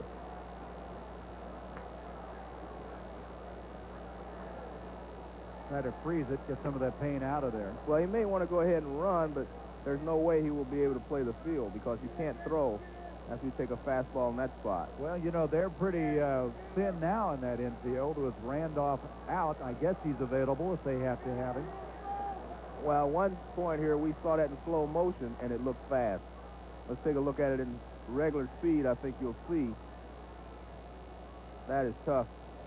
You know what they can do, Joe? They can bring Claudell Washington into play second if they have to, and move Meacham to short, unless they want to bring Randolph in. They were telling us before the game he might be available in an emergency situation. Well, I would think they would not want to bring Randolph in for two reasons. First of all, it's gotten pretty chilled out here, and if you have a pulled muscle, that's the last time you want to go in a ball game cold when it is cold outside. So I would think that they would do what you said is first. They would bring Claudell Washington in maybe to play second base and move Meacham over to shortstop. But I don't think they've made that decision yet, although there's Randolph. It looks like he's taking his jacket off. But I would definitely Washington can play there, though. They have talked about that. Right, but I would definitely think you would not want Randolph to go in and pinch run if he has a bad leg. You might want to use another player, but then again, with it being an extra inning ball game, you may not make it. Well, let's take this opportunity to remind you Monday Night Baseball on ABC continues. Next week, Houston against Los Angeles, the Astros against the Dodgers, or the American League East battle, these same Yankees going against the Boston Red Sox in Yankee Stadium. Action beginning at 8 o'clock Eastern. That's Monday night right here on ABC. Joe, it's been fun getting started back into this again. Yes, it has been. And we've had a good ball game. Not over yet. No, but I think a lot of people are booing here, but they don't understand that the Yankees were trying to wait as long as they could to see if Santana could run for himself, but Willie Randolph is going in to run. Well, that's interesting. When you have a hamstring, I think your points are well taken, Joe. You bring him in, maybe bring him in to play defensively, right, but not as a pinch runner. But they're looking maybe to a longer game here, and they want to save anybody in that role later. By the way, that was Plunk's first hit batter of the year, despite all those control problems he's been known for. Well, the toughest thing to do with a hamstring is to run for a long distance because it gets tired. You can play second base because it's short, quick steps, and you're only going to move short distances. But to have to run and stretch it out, and especially being the go-ahead run, could be tough. Skinner's been very, very effective tonight, 3 for 4, and on the first pitch, he pops it up. Mercado coming back to the backstop, and we go to the bottom of the 11th. So the Yankees have to make some changes. Randolph expected to come in at second base. Plunk, the third pitcher for the A's, and he slams the door.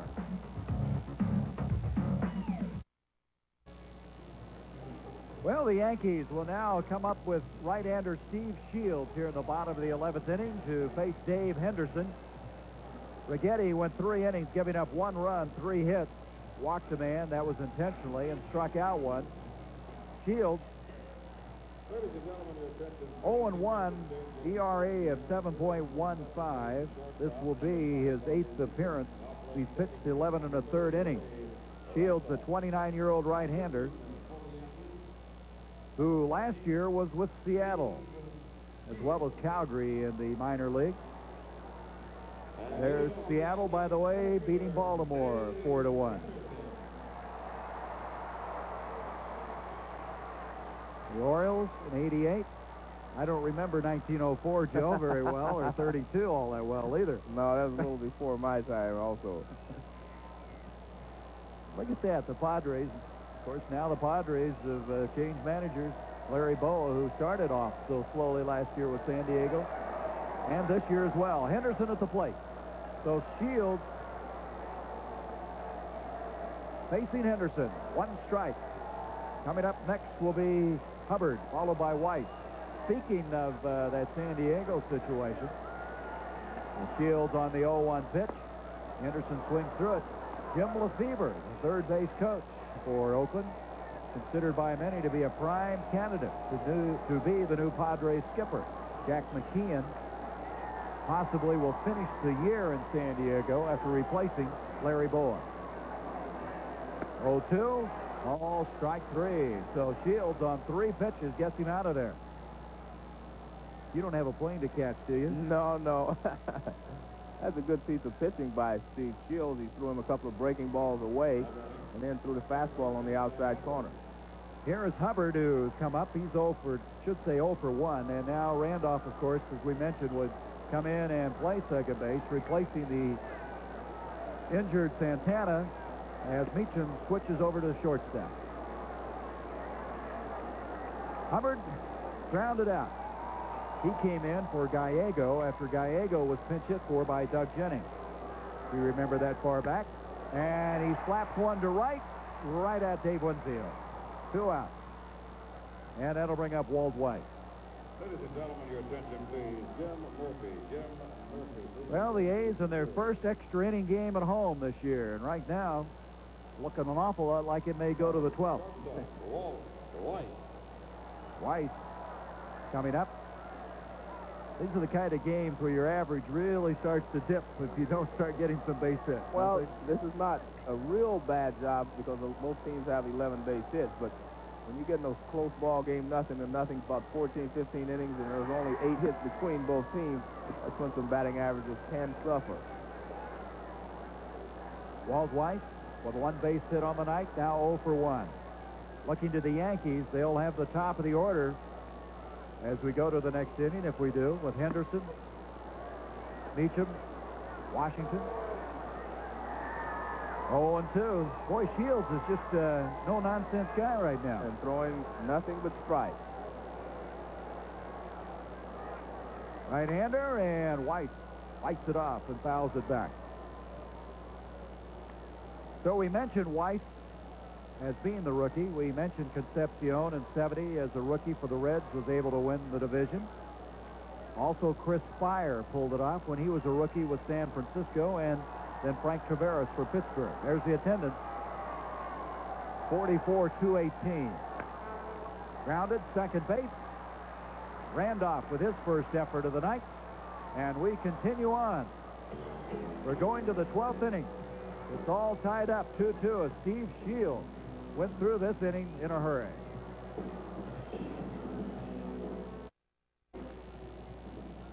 Oakland Coliseum, 2 teams with the best records in baseball have battled to a standstill. Eric Plunk trying to close out the top of the 12th. Plunk has his teammate Cadaret warming up in the bullpen if needed, but Plunk in the last inning very effective. The hits are even, the runs are even. There's Cadaret, left-hander, who has pitched very effectively this year for the Oakland A's, as Ricky Henderson will lead things off. Henderson with a base hit and an RBI. His RBI coming on a ground out back in the 7th and singled in the 9th. He started the day at 333. So Eric Plunk, hard-throwing right-hander, starts Henderson off with a blazer down the middle. 1 strike.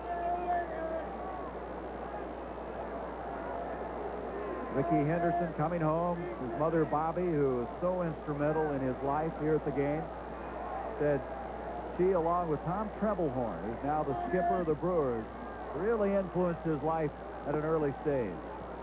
There's the pitch, and it's 1-1. Trebelhorn, he felt, really got his head together, really gave him the basics, how to play this game. And, of course, Ricky now very happy to be playing for Billy Martin once again. His stats really pick up when he plays for Billy Martin. There's the pitch going out of 2-1. 2 balls a strike on Henderson. Meacham up next. Washington to follow. We're in the 12th inning. He's still throwing awfully hard, but Ricky Henderson is the perfect guy in this situation to lead off this inning. Any inning for that matter, Joe. Yeah, good point. Swing and a miss, 2-2. I think Ricky's a little anxious here to prove something to the A's fans because he chased that pitch that was out of the strike zone. Well, Ricky leading the American League in stolen bases for 7 straight years. Lost that distinction. Harold Reynolds of Seattle captured it when Ricky only had 41 stolen bases last year. That hamstring problem. He'd like to regain it, and right now he is way ahead of everybody. Reynolds, by the way, has only 8. He was benched at one time, the second baseman for the Mariners. Foul ball keeps it at 2-2.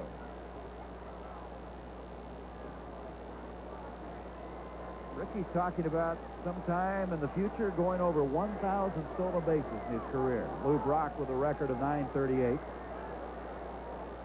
I don't think there's any doubt that he will steal over 1,000 bases in his career. He remains healthy. When Brock had that great year, 118, which was the record at that time, he was 36 years old. So Ricky's got a lot of baseball ahead of him. I don't think anybody knows, Joe, what physical drain that was on Henderson, though, the year he swiped 130. Grounded. That could be tough. White's going to have to hurry. He got him. That's one of those where the rookie has to feel the pressure of Henderson moving down that first base line. Well, it's always a tough play when you have to come in and short hop the ball from shortstop because you have to catch it cleanly. But when you have a Ricky Henderson flying down the line, it makes it that much tougher. But he's made all the plays. I think he's convinced most people that he is ready to play in the major leagues as a shortstop. See that little sigh of relief as he goes back to short. Meacham up now. He has a base hit. This is the second. Hubbard to McGuire. Very quickly, 2 away. Washington. Claudell Washington, who's played brilliantly in the field, really had a long night at the plate. 0 for 5. So Claudell with 2 down now in the top of the 12th inning. You're getting into the part of the Yankee order that any one of these guys with one swing of the bat can hit the ball out of the ballpark. Well, you got to look at it this way. Don Mattingly would be in the 3rd spot on the batting order if he was not on the DL, and I'm sure that Plunk would rather be facing Claudell Washington in this situation. Should it continue, Clark is up next. And that's what Plunk doesn't want to have to happen, to get to Clark. 1-1. Plunk's a fast worker. He just reloads. He's ready to go again. There's Jack. Clark in this ball game has walked once, struck out, grounded out twice, and skied to right. 1-2. So far, Plunk has kept the ball down pretty well, but that's a high fastball, and the 94-mile-an-hour fastball, when it's up in the strike zone, is almost impossible to hit. Nolan Ryan used that so successfully for so many years. Very close. 2-2. You got to be impressed with the A's, not only as a team that can hit the long ball and score a lot of runs, but we again tonight showing the depth they have in this pitching staff. Excellent performance by Honeycutt. Plunk just missed again, and it's full now, 3-2.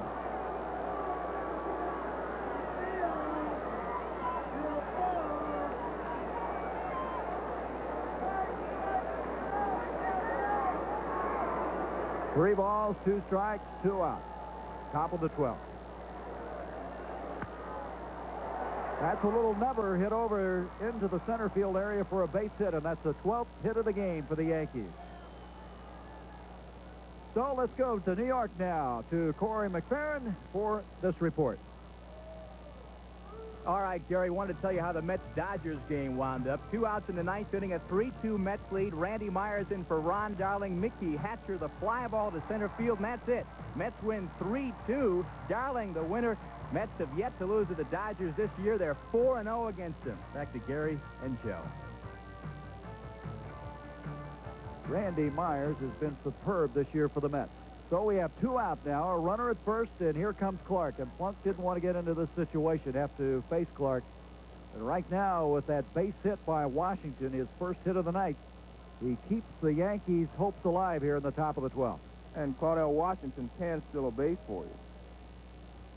McGuire holds on at first, and Plunk, very aware of just what you were describing, goes there.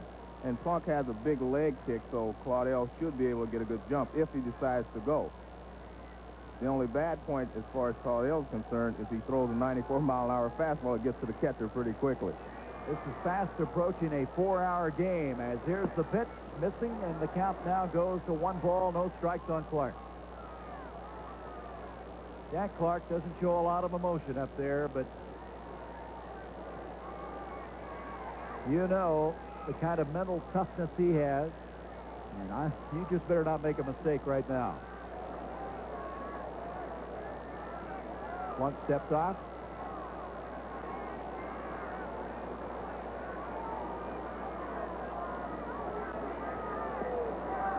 Remember the game between Atlanta and St. Louis that went 19 innings? Jose Oquendo, Clark's former teammate, ended up pitching before that game was over. Strike, call, 1-1. I'm not suggesting we go 19 innings, No. Joe. Jack Clark was sitting on a fastball there, and Plunk wisely threw him a good breaking ball for a strike. Because I think Jack Clark can turn anybody's fastball around. See, Washington's been successful in each stealing attempt thus far.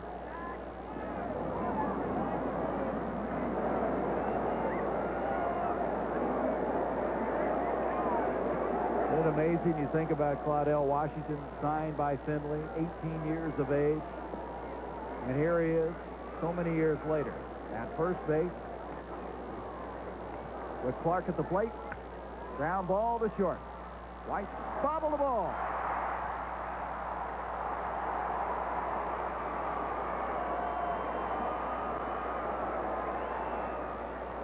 And that will bring Pagliarulo to the plate. I think what happened on the play is he was trying to decide whether to go to first base or go to second, because he overcharges the ball, actually, and he gets caught on an in-between hop. If he was going to go to second base, he could have waited back a little bit, but I don't think he was sure of what he was going to do, and I think he just really overcharged the ball. That's his 9th error of the year. He had 2 yesterday, and that comes at a very bad time for the Oakland A's, and La Russa's going to make a change. Cadaret, the left-hander, will come in. So Plunk will leave. Cadaret will come on to face the left-handed batter. Plunk should have been out of the inning. Well, you recall at the start of our broadcast, we talked about Lou Piniella stepping down as general manager of the New York Yankees. Al Michaels earlier talked to Lou. Let's listen to that interview. Well, I wasn't totally happy with the aspects of the job. The clerical, the hours. I spent a lot of time at the ballpark. When I did things that pertain to baseball, like talk to different general managers, read scouting reports and those things, I liked it. So really all I'm doing now is restructuring my job. I'll spend more time in the baseball end of it and less time in the administrative end. How would you describe, in the role of general manager, your working relationship this season with Billy Martin and George Steinbrenner? Well, I think that's been overstated from the reports that I've been reading. I've had a good working relationship with both men. We've had some disagreements, but anytime you're in a position to make decisions, you're going to have disagreements. The club has played well, and that's what's been important. That's the bottom line. I didn't resign because of any problems with either of these men. Well, very interesting. I guess, Joe, there's some talk out here that he might be putting himself in a position to become manager elsewhere. Well, it's very obvious that he likes the baseball part of the job rather than the administrative part of it. And so maybe that's what he is positioning himself for. Well, Toronto, Philadelphia, Kansas City, all of those have been rumored. Here's Cadaret now, the left-hander. Coming on to pitch to Pag. Cadaret, record of 2-0. This is his 16th appearance. Pag's 1 for 5 for the night. 2 runners on, 2 down, top of the 12th, 2-2 ball game. Cadaret in relief of Plunk. Misses, and the count now goes to 2-0. Cadaret last year won his last 3 games for the A's, finished with a 6-2 record. Made the transition from a starter to a reliever last season, and a nervous La Russa hoping somehow to shut this one off right now. Well, he wants to shut him out because he's got the top of the order coming up for him in the bottom of the inning. So if he can get out of this, he'll have Lansford, Javier, and Canseco to try to put a run across. 2-1 now. Boyer walks down the third base line, encouraging. La Russa, one of 5 lawyers ever to manage in Major League Baseball history. 2-1. Foul back, and the count evens at 2-2. Well, tomorrow, Al Leiter, a left-hander, expected to go for the Yankees. and Steve Ontiveros for the A's. That is, if we're not playing this game come tomorrow. This is a pitch that he wants to make it happen on because you do not want to go to 3-2 and put the runners in motion. 2-2 pitch, and it's full now, 3-2. 3 balls, 2 strikes. Washington down at second. At first, reaching by an error, Jack Clark, and look who's up next. Not only that, but you put the runners in motion, it eliminates any possibility of throwing the runner out at the plate. Spin move by Cadaret, chasing Washington back in.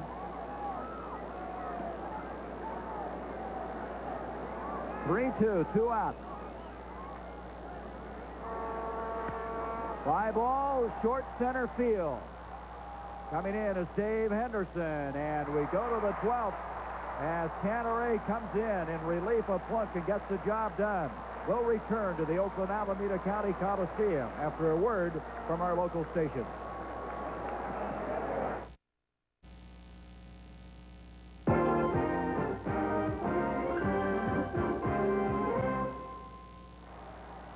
Well, our premiere of ABC's Monday Night Baseball has gone to extra innings. We're in the bottom of the 12th.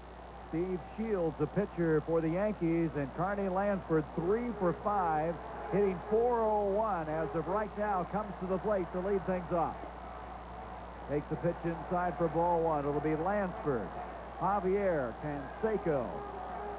2-2 our score. 12 hits by the Yankees, 11 by the A's. Shields, who worked the last inning very effectively, gets a strike. In fact, the last 2 innings, the A's have gone down 1-2-3.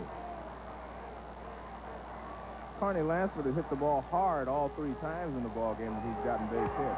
And that one hit the second. Randolph, now playing second base, comes up throwing, and there's 1 down. That was a good pitch by Shields. He got the fastball in on his hands, on Lansford's hands, and he broke his bat, hit a little soft grounder to second base. Well, that drops him below 400. Lansford now hitting .399 after that ground out. We'll get a look at it here. You see the catcher set up inside Skinner, and he gets the fastball in on Lansford's hands. Nothing he can do with it. Good pitch by Shields. Javier, who reached on an error back in the 9th, struck out back in the 6th, and flied out on 3 other occasions. Grounds it foul down the first base side. Well, this game continuing on, we've got a lot of finals due to the length of this game. We mentioned earlier the Mets winning 3-2 in that game in Shea against the Dodgers, and Minnesota earlier this afternoon had their 8-game winning streak ended. Cleveland over Kansas City, Swindell becoming the first 10-game winner. Seattle over Baltimore. Boston winning 5-2. Boston just having a tough time scoring runs. Only 22 home runs going into this game tonight. There is a foul tip. He got a piece of that one, and the count goes to 0-2. Javier, the switch hitter, now batting from the left-hand side against the right-hander Shields. And Milwaukee 4-1 over Toronto. 0-2 pitch. Outside, and it's 1-2.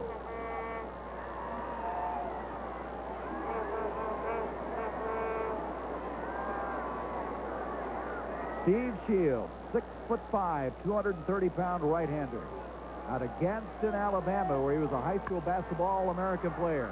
Round to short. Meacham on 1 hop. They got him, though. Nice pickup that time by Ward. Meacham just kind of flipped the ball. He got rid of it very quickly. He didn't extend his arm and throw a strike over there. He flipped it, and Gary Ward made a fine play. Hey, those Yankee shortstops tonight have struggled a little bit, haven't they? 2 down, and here's the guy that can end it, Canseco. Let's look at this again. There you see him throw the ball kind of sidearm, and it sinks. Instead of extending his arm and letting the ball ride across the infield, he flipped his sidearm, and luckily Gary Ward made a fine pickup. Canseco in this ball game, pair of base hits, scoring the 2 runs. Canseco's in a pretty good position here. He knows he's going to get a pretty good pitch to hit if he's patient, because Dave Parker's following behind him, and Parker's been swinging a bat well tonight. So if he's patient, he will get a pitch to hit. Shields starts him out low, and the count goes 1-0. Boy, you look back Joe, way back to those two plays at third where the A's had runners thrown out. Strike called. 1-1. Lansford back in the first inning was cut down. Then Weiss on a brilliant throw from Winfield in right field.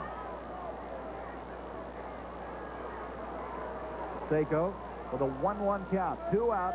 Bottom of the 12th. 2-2 the score. And he hits it to short center field. Washington, a long run coming in. And we go to the 13th inning here in the Oakland Coliseum.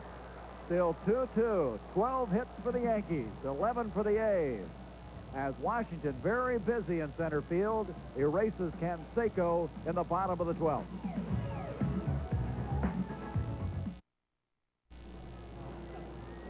Gary Bender, Joe Morgan, glad to have you with us as we conclude this extended weekend. Memorial Day, been a busy weekend for ABC. The Indy 500 yesterday, our premiere of ABC's Monday Night Baseball. As you see, the new pitcher now for the A's, Dennis Eckersley, and he has been nothing short of sensational. 16 saves, 17 appearances. He'll be making now his third appearance in 4 days.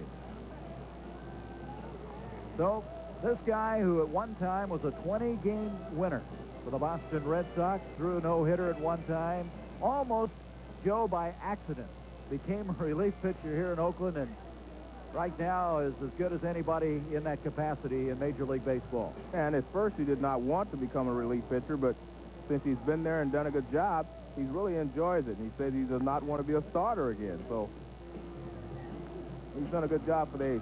You know, the Yankees used Dave Righetti, their ace, in the ball game so far, and now the A's come back with their ace, Dennis Eckersley. But I'm like Righetti, I don't believe he's going to pitch very long. You cannot use your ace out there very long, even in an extra inning ball game like this, because then he'll have to sit for a few days and will not be able to use him to shut out a game. Well, Winfield will lead off the inning again. He did that back in the ninth. He'll be followed by Ward and then Santana. Eckersley, check that, Santana, of course, out of the ball game. It'll be Randolph who will come up for the first time.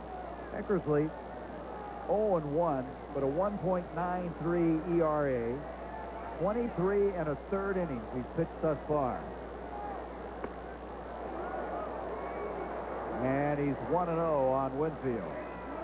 One thing about Eckersley, he will throw strikes. In fact, very seldom does he even get behind 1-0. He'll usually get that first one over somehow. But I think that was a purpose pitch. He wants to establish that he will come inside to Winfield before he goes back outside like that. 1 ball, 1 strike on Winfield. Winfield with a home run way back in the 5th inning.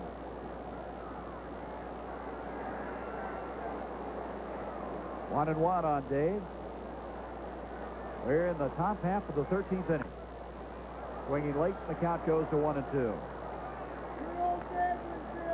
Boy, when you have a long road trip, 12 games, which this will eventually be for the Yankees, these long games like this, opening a 3-game series, which is so important to both these ball clubs, they must feel like they live out here.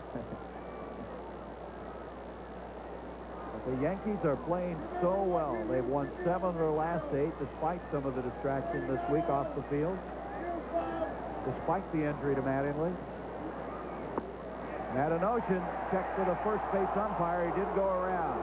2-2. First base umpire Dale Scott. Actually came back with a breaking ball away, and Winfield was able to check his swing, but that was a good pitch by Eckersley. So 2-2 on Winfield. Grounded foul.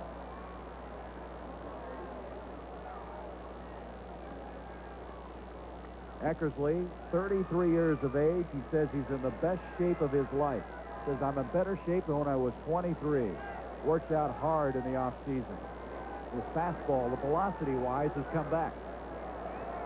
20-game winner in 78 with the Red Sox. 2-2, and he got him. Well, we talked to Eckersley why he's become such an outstanding reliever. Well, I think one thing is I always threw strikes, and I'm around the plate, and you want a reliever to come in the game and throw strikes. And not just that, I think I've been more effective because people don't get a long look at me. I can go out there and face a hitter one time, so he doesn't really know what I'm going to do. All he knows is I'm going to come after him. Always ahead of the batters, always throwing strikes. And right now, Ward is who he faces, and Ward grounds it foul. Gary Ward was having a good night. Well, he's 3 for 5. That's still a good night. Yeah, but his 3 for 4 was an excellent night. That's what I mean. If you aren't hitting, that old average can plummet in a game like this when you get 6, 7 at bats. 1 ball, 1 strike on Ward. Willie Randolph due up next. It'll be his first at bat in this game. Had a notion. They checked with Scott. Yes, sir. He went around. 1-2. The relief pitching has just been magnificent. Both sides. Go back to the 8th inning, when the A's tied it up. And there hasn't been anything happening. 2 balls, 2 strikes on Ward.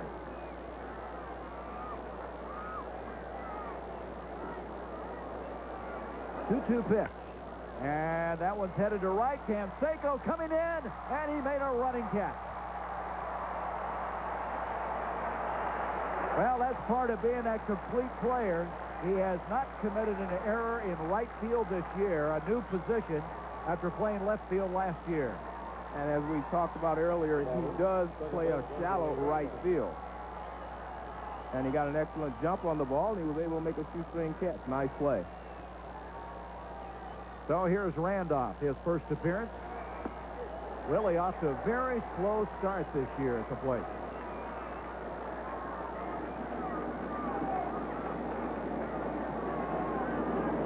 One strike. And let's go back now to that catch by Canseco. Joe, tell us what happened here. Ward lined at the right field, but as I mentioned, you see it's awfully shallow. Canseco comes in, makes a good running shoestring catch. And while we're in that replay, Randolph takes the call, strike 2, 1-2. And Eckersley is throwing awfully hard. Outside, 2-2. One thing about La Russa, he tries to space these appearances apart. He's brought Dennis back-to-back in this Red Sox series. Gave him yesterday off, but he's back in today. There's a line shot, a wicked shot into the box on that far side along that first base line. It'll now go at 2-2. 2 balls, 2 strikes, 2 outs. Top of the 13th. La Russa really watches how he plays everyone. The only guy that's played every game for the A's is Canseco. That's popped up. Glenn Hubbard at second base. Bottom of the 13th coming up. 2-2 our score. Dennis Eckersley continues his masterful relief pitching by the Oakland A's, helped by Canseco's grab in right field.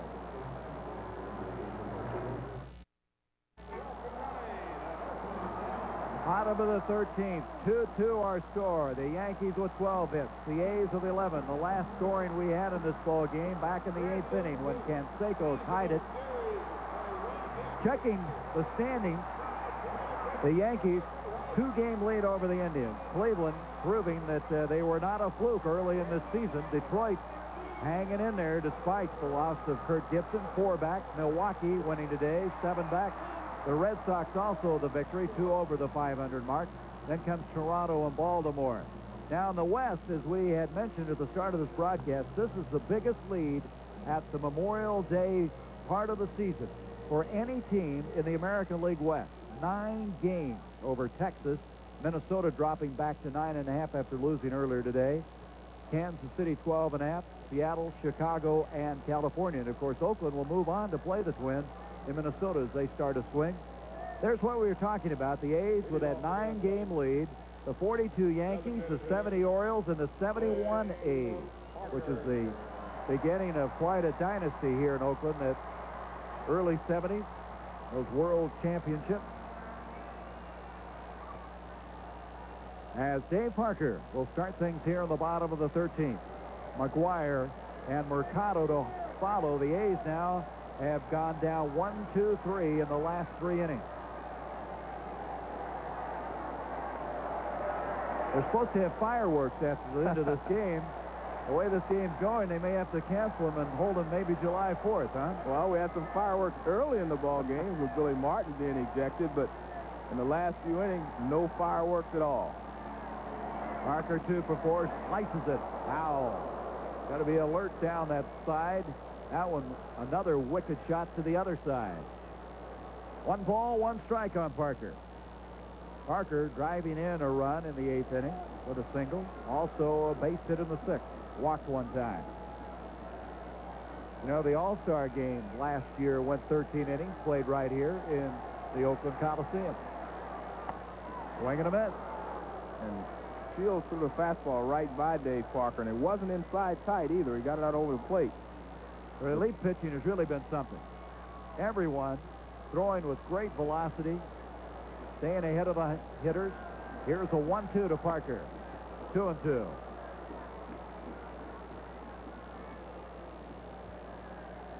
Shields last year had a fractured cheekbone. He was hit by a Kirby Puckett line drive that really slowed his progress a year ago, playing for Seattle at that time. Come back strong. 2-2 pitch. And it's full now, 3-2. And Shields wanted that pitch. He thought he got the outside corner. McGuire due up next.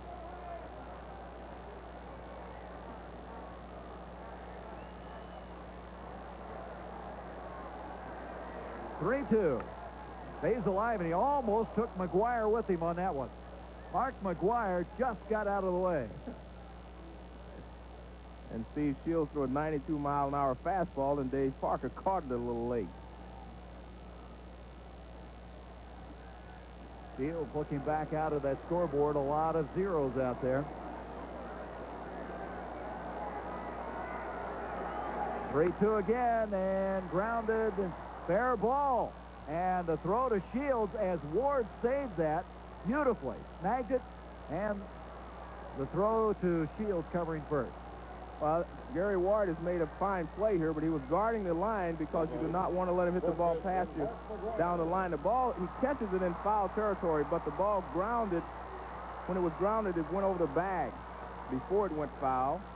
Therefore, it's a fair ball. It's not where he catches it. It's where it crossed the bag. And Shields says, I'm glad I didn't want to go back to that 3-2 count again on Parker. Here's McGuire. Misses, and the count 1-0. McGuire 1 for 4. His base hit coming clear back in the 2nd inning. Also walked once in the 8th. High fly ball, short center field. It's Washington again. Rodell Washington makes the catch. 2 up, and Mercado's up. If they get through Mercado, that'll be 4 straight innings that the A's have been shut down in order. As good as Steve Shields is throwing, I think the A's are going to have to hope he gets tired. Mercado coming in relief of Hassey.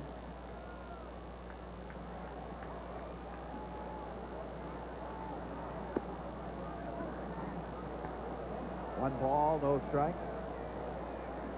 Yankee infield has been changed. Randolph at second after Santana was hurt. Meacham moving to short. Mercado swings and fouls the back, and it evens at 1-1. Well, what's happened now is Shields got through the real tough part of the order. Parker, McGuire. You look to the Yankees. They'll be leading off with Skinner. Then they go to the top of the order again. What's the longest game, Joe, you ever played in? That's a good question. I think about 19 innings. 1-1 pitch. 1-2.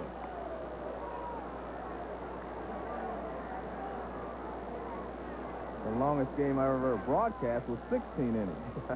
We may get that one tonight. Yeah. There is Henderson. He'd like to get up on this inning. Foul ball, first base side, Ward over. And we continue on. We'll return after this message about an upcoming show on ABC.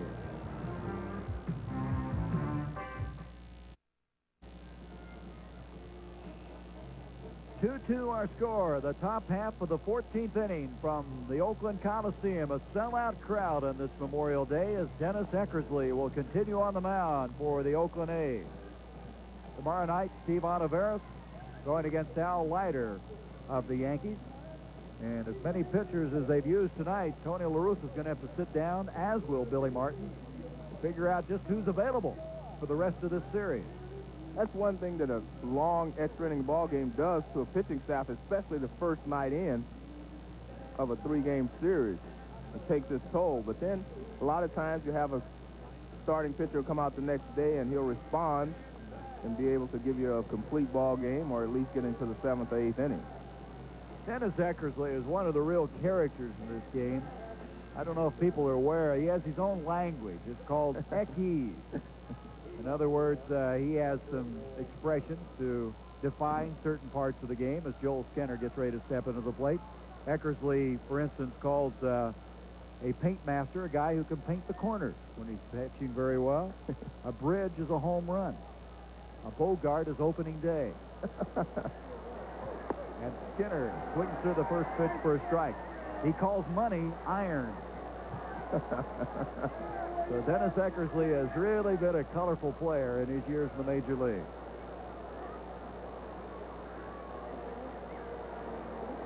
Skinner, swing, and that fouls it and goes to 0-2. Skinner, 3 hits in this ball game.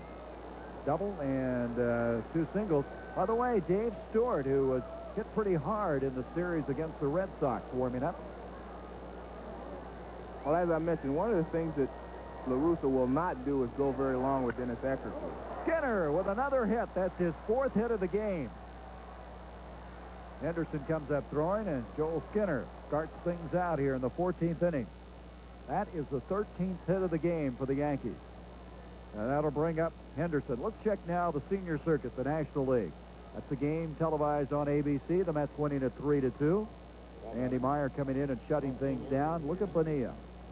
14-2 Pittsburgh. Chicago with a lot of runs again. 12-3.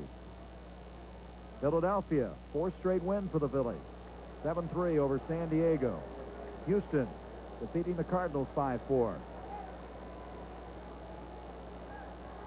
We may be giving scores for the next day the way this was going. Here is Henderson swinging through that one for strike 1. Ricky Henderson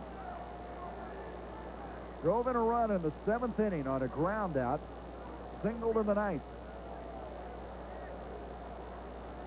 And by the way, Montreal defeated San Francisco 3-2. Henderson 1 for 6 in this game. Now is behind 0-2. There it is, the Expos over the Giants. And the Giants were just swept by the Phillies, and Roger Craig getting a little nervous. Well, they're having problems scoring runs. That's been their big problem. Last year they scored a lot of runs. So far this season they've been struggling with the bat. 0-2 to Henderson, and he struck him out. Just magnificent pitching in this ball game. 91-mile-per-hour fastball. And he just threw by Ricky Henderson. Here's Bobby Meacham. Meacham singled back in the 6th and able to steal a base. Now playing shortstop.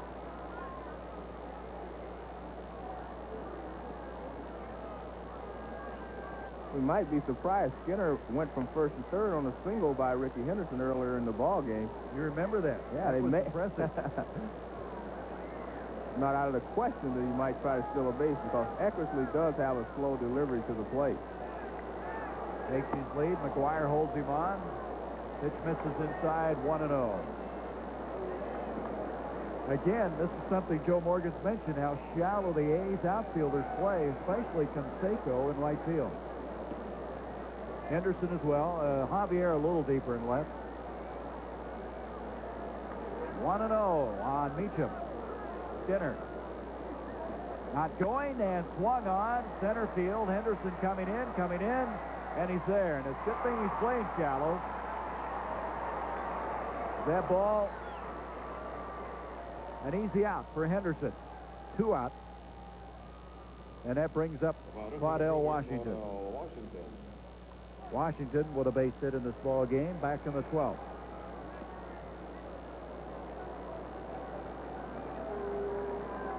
Canseco, we've talked about how well he's played defensively, has not committed an error. He plays the shallow right field, but he also does something different than a lot of outfielders. Watch how he lines up as the pitch is being thrown. Well, he turned sideways to home plate. That's something he and Joe Rudy worked on and decided that that was a good way for him to start in this position. He actually moves his left foot forward a little bit so that he does get almost square, but I guess he just wants to start from that position and get some movement before the pitch is thrown. Kind of like a defensive back, huh? 2-0. I wonder, though, if the ball is hit to his right-hand side, how you get turned and go after it.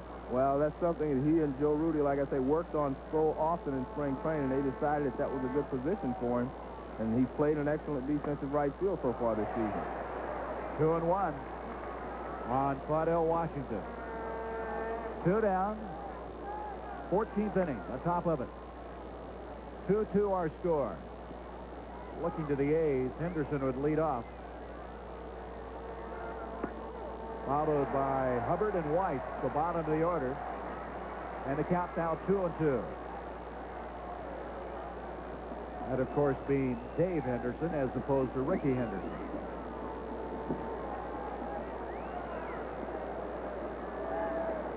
Now McGuire backing off. You see the catcher motioning with his right hand. He's saying we're aware of the delayed steal. Fly ball, right field. Canseco drifting over near the foul line. And the bottom of the 14th ready to come up. 2-2 our score as Eckersley continues to be effective. We'll return to the Oakland Alameda County Coliseum after a word from our local station.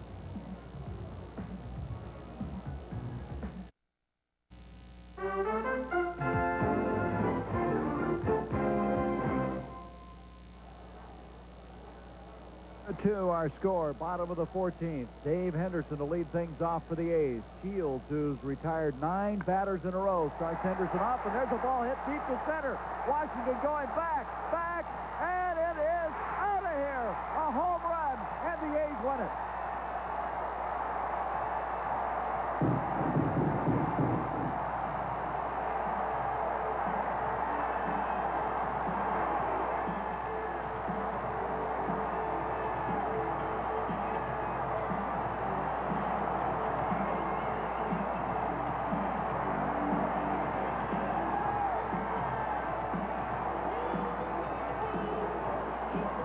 A forearm bite and a disappointed Shields. First ball hitting Henderson. His 6th home run of the year, and he hit it to the deepest part of this ballpark over the 400-foot sign. And I think Henderson guessed right. Shields wanted to get out in front. He threw him the fastball, and he hit it straight away center field. Long way, but he hit it. Excellent swing. Well, Henderson's had some big hits. We talked about the championship series in the 5th game against the Angels, a home run. Hit well in the World Series when he was playing with the Red Sox. And this will be one of those memorable ones, ending it all here in the bottom of the 14th inning. A leadoff home run.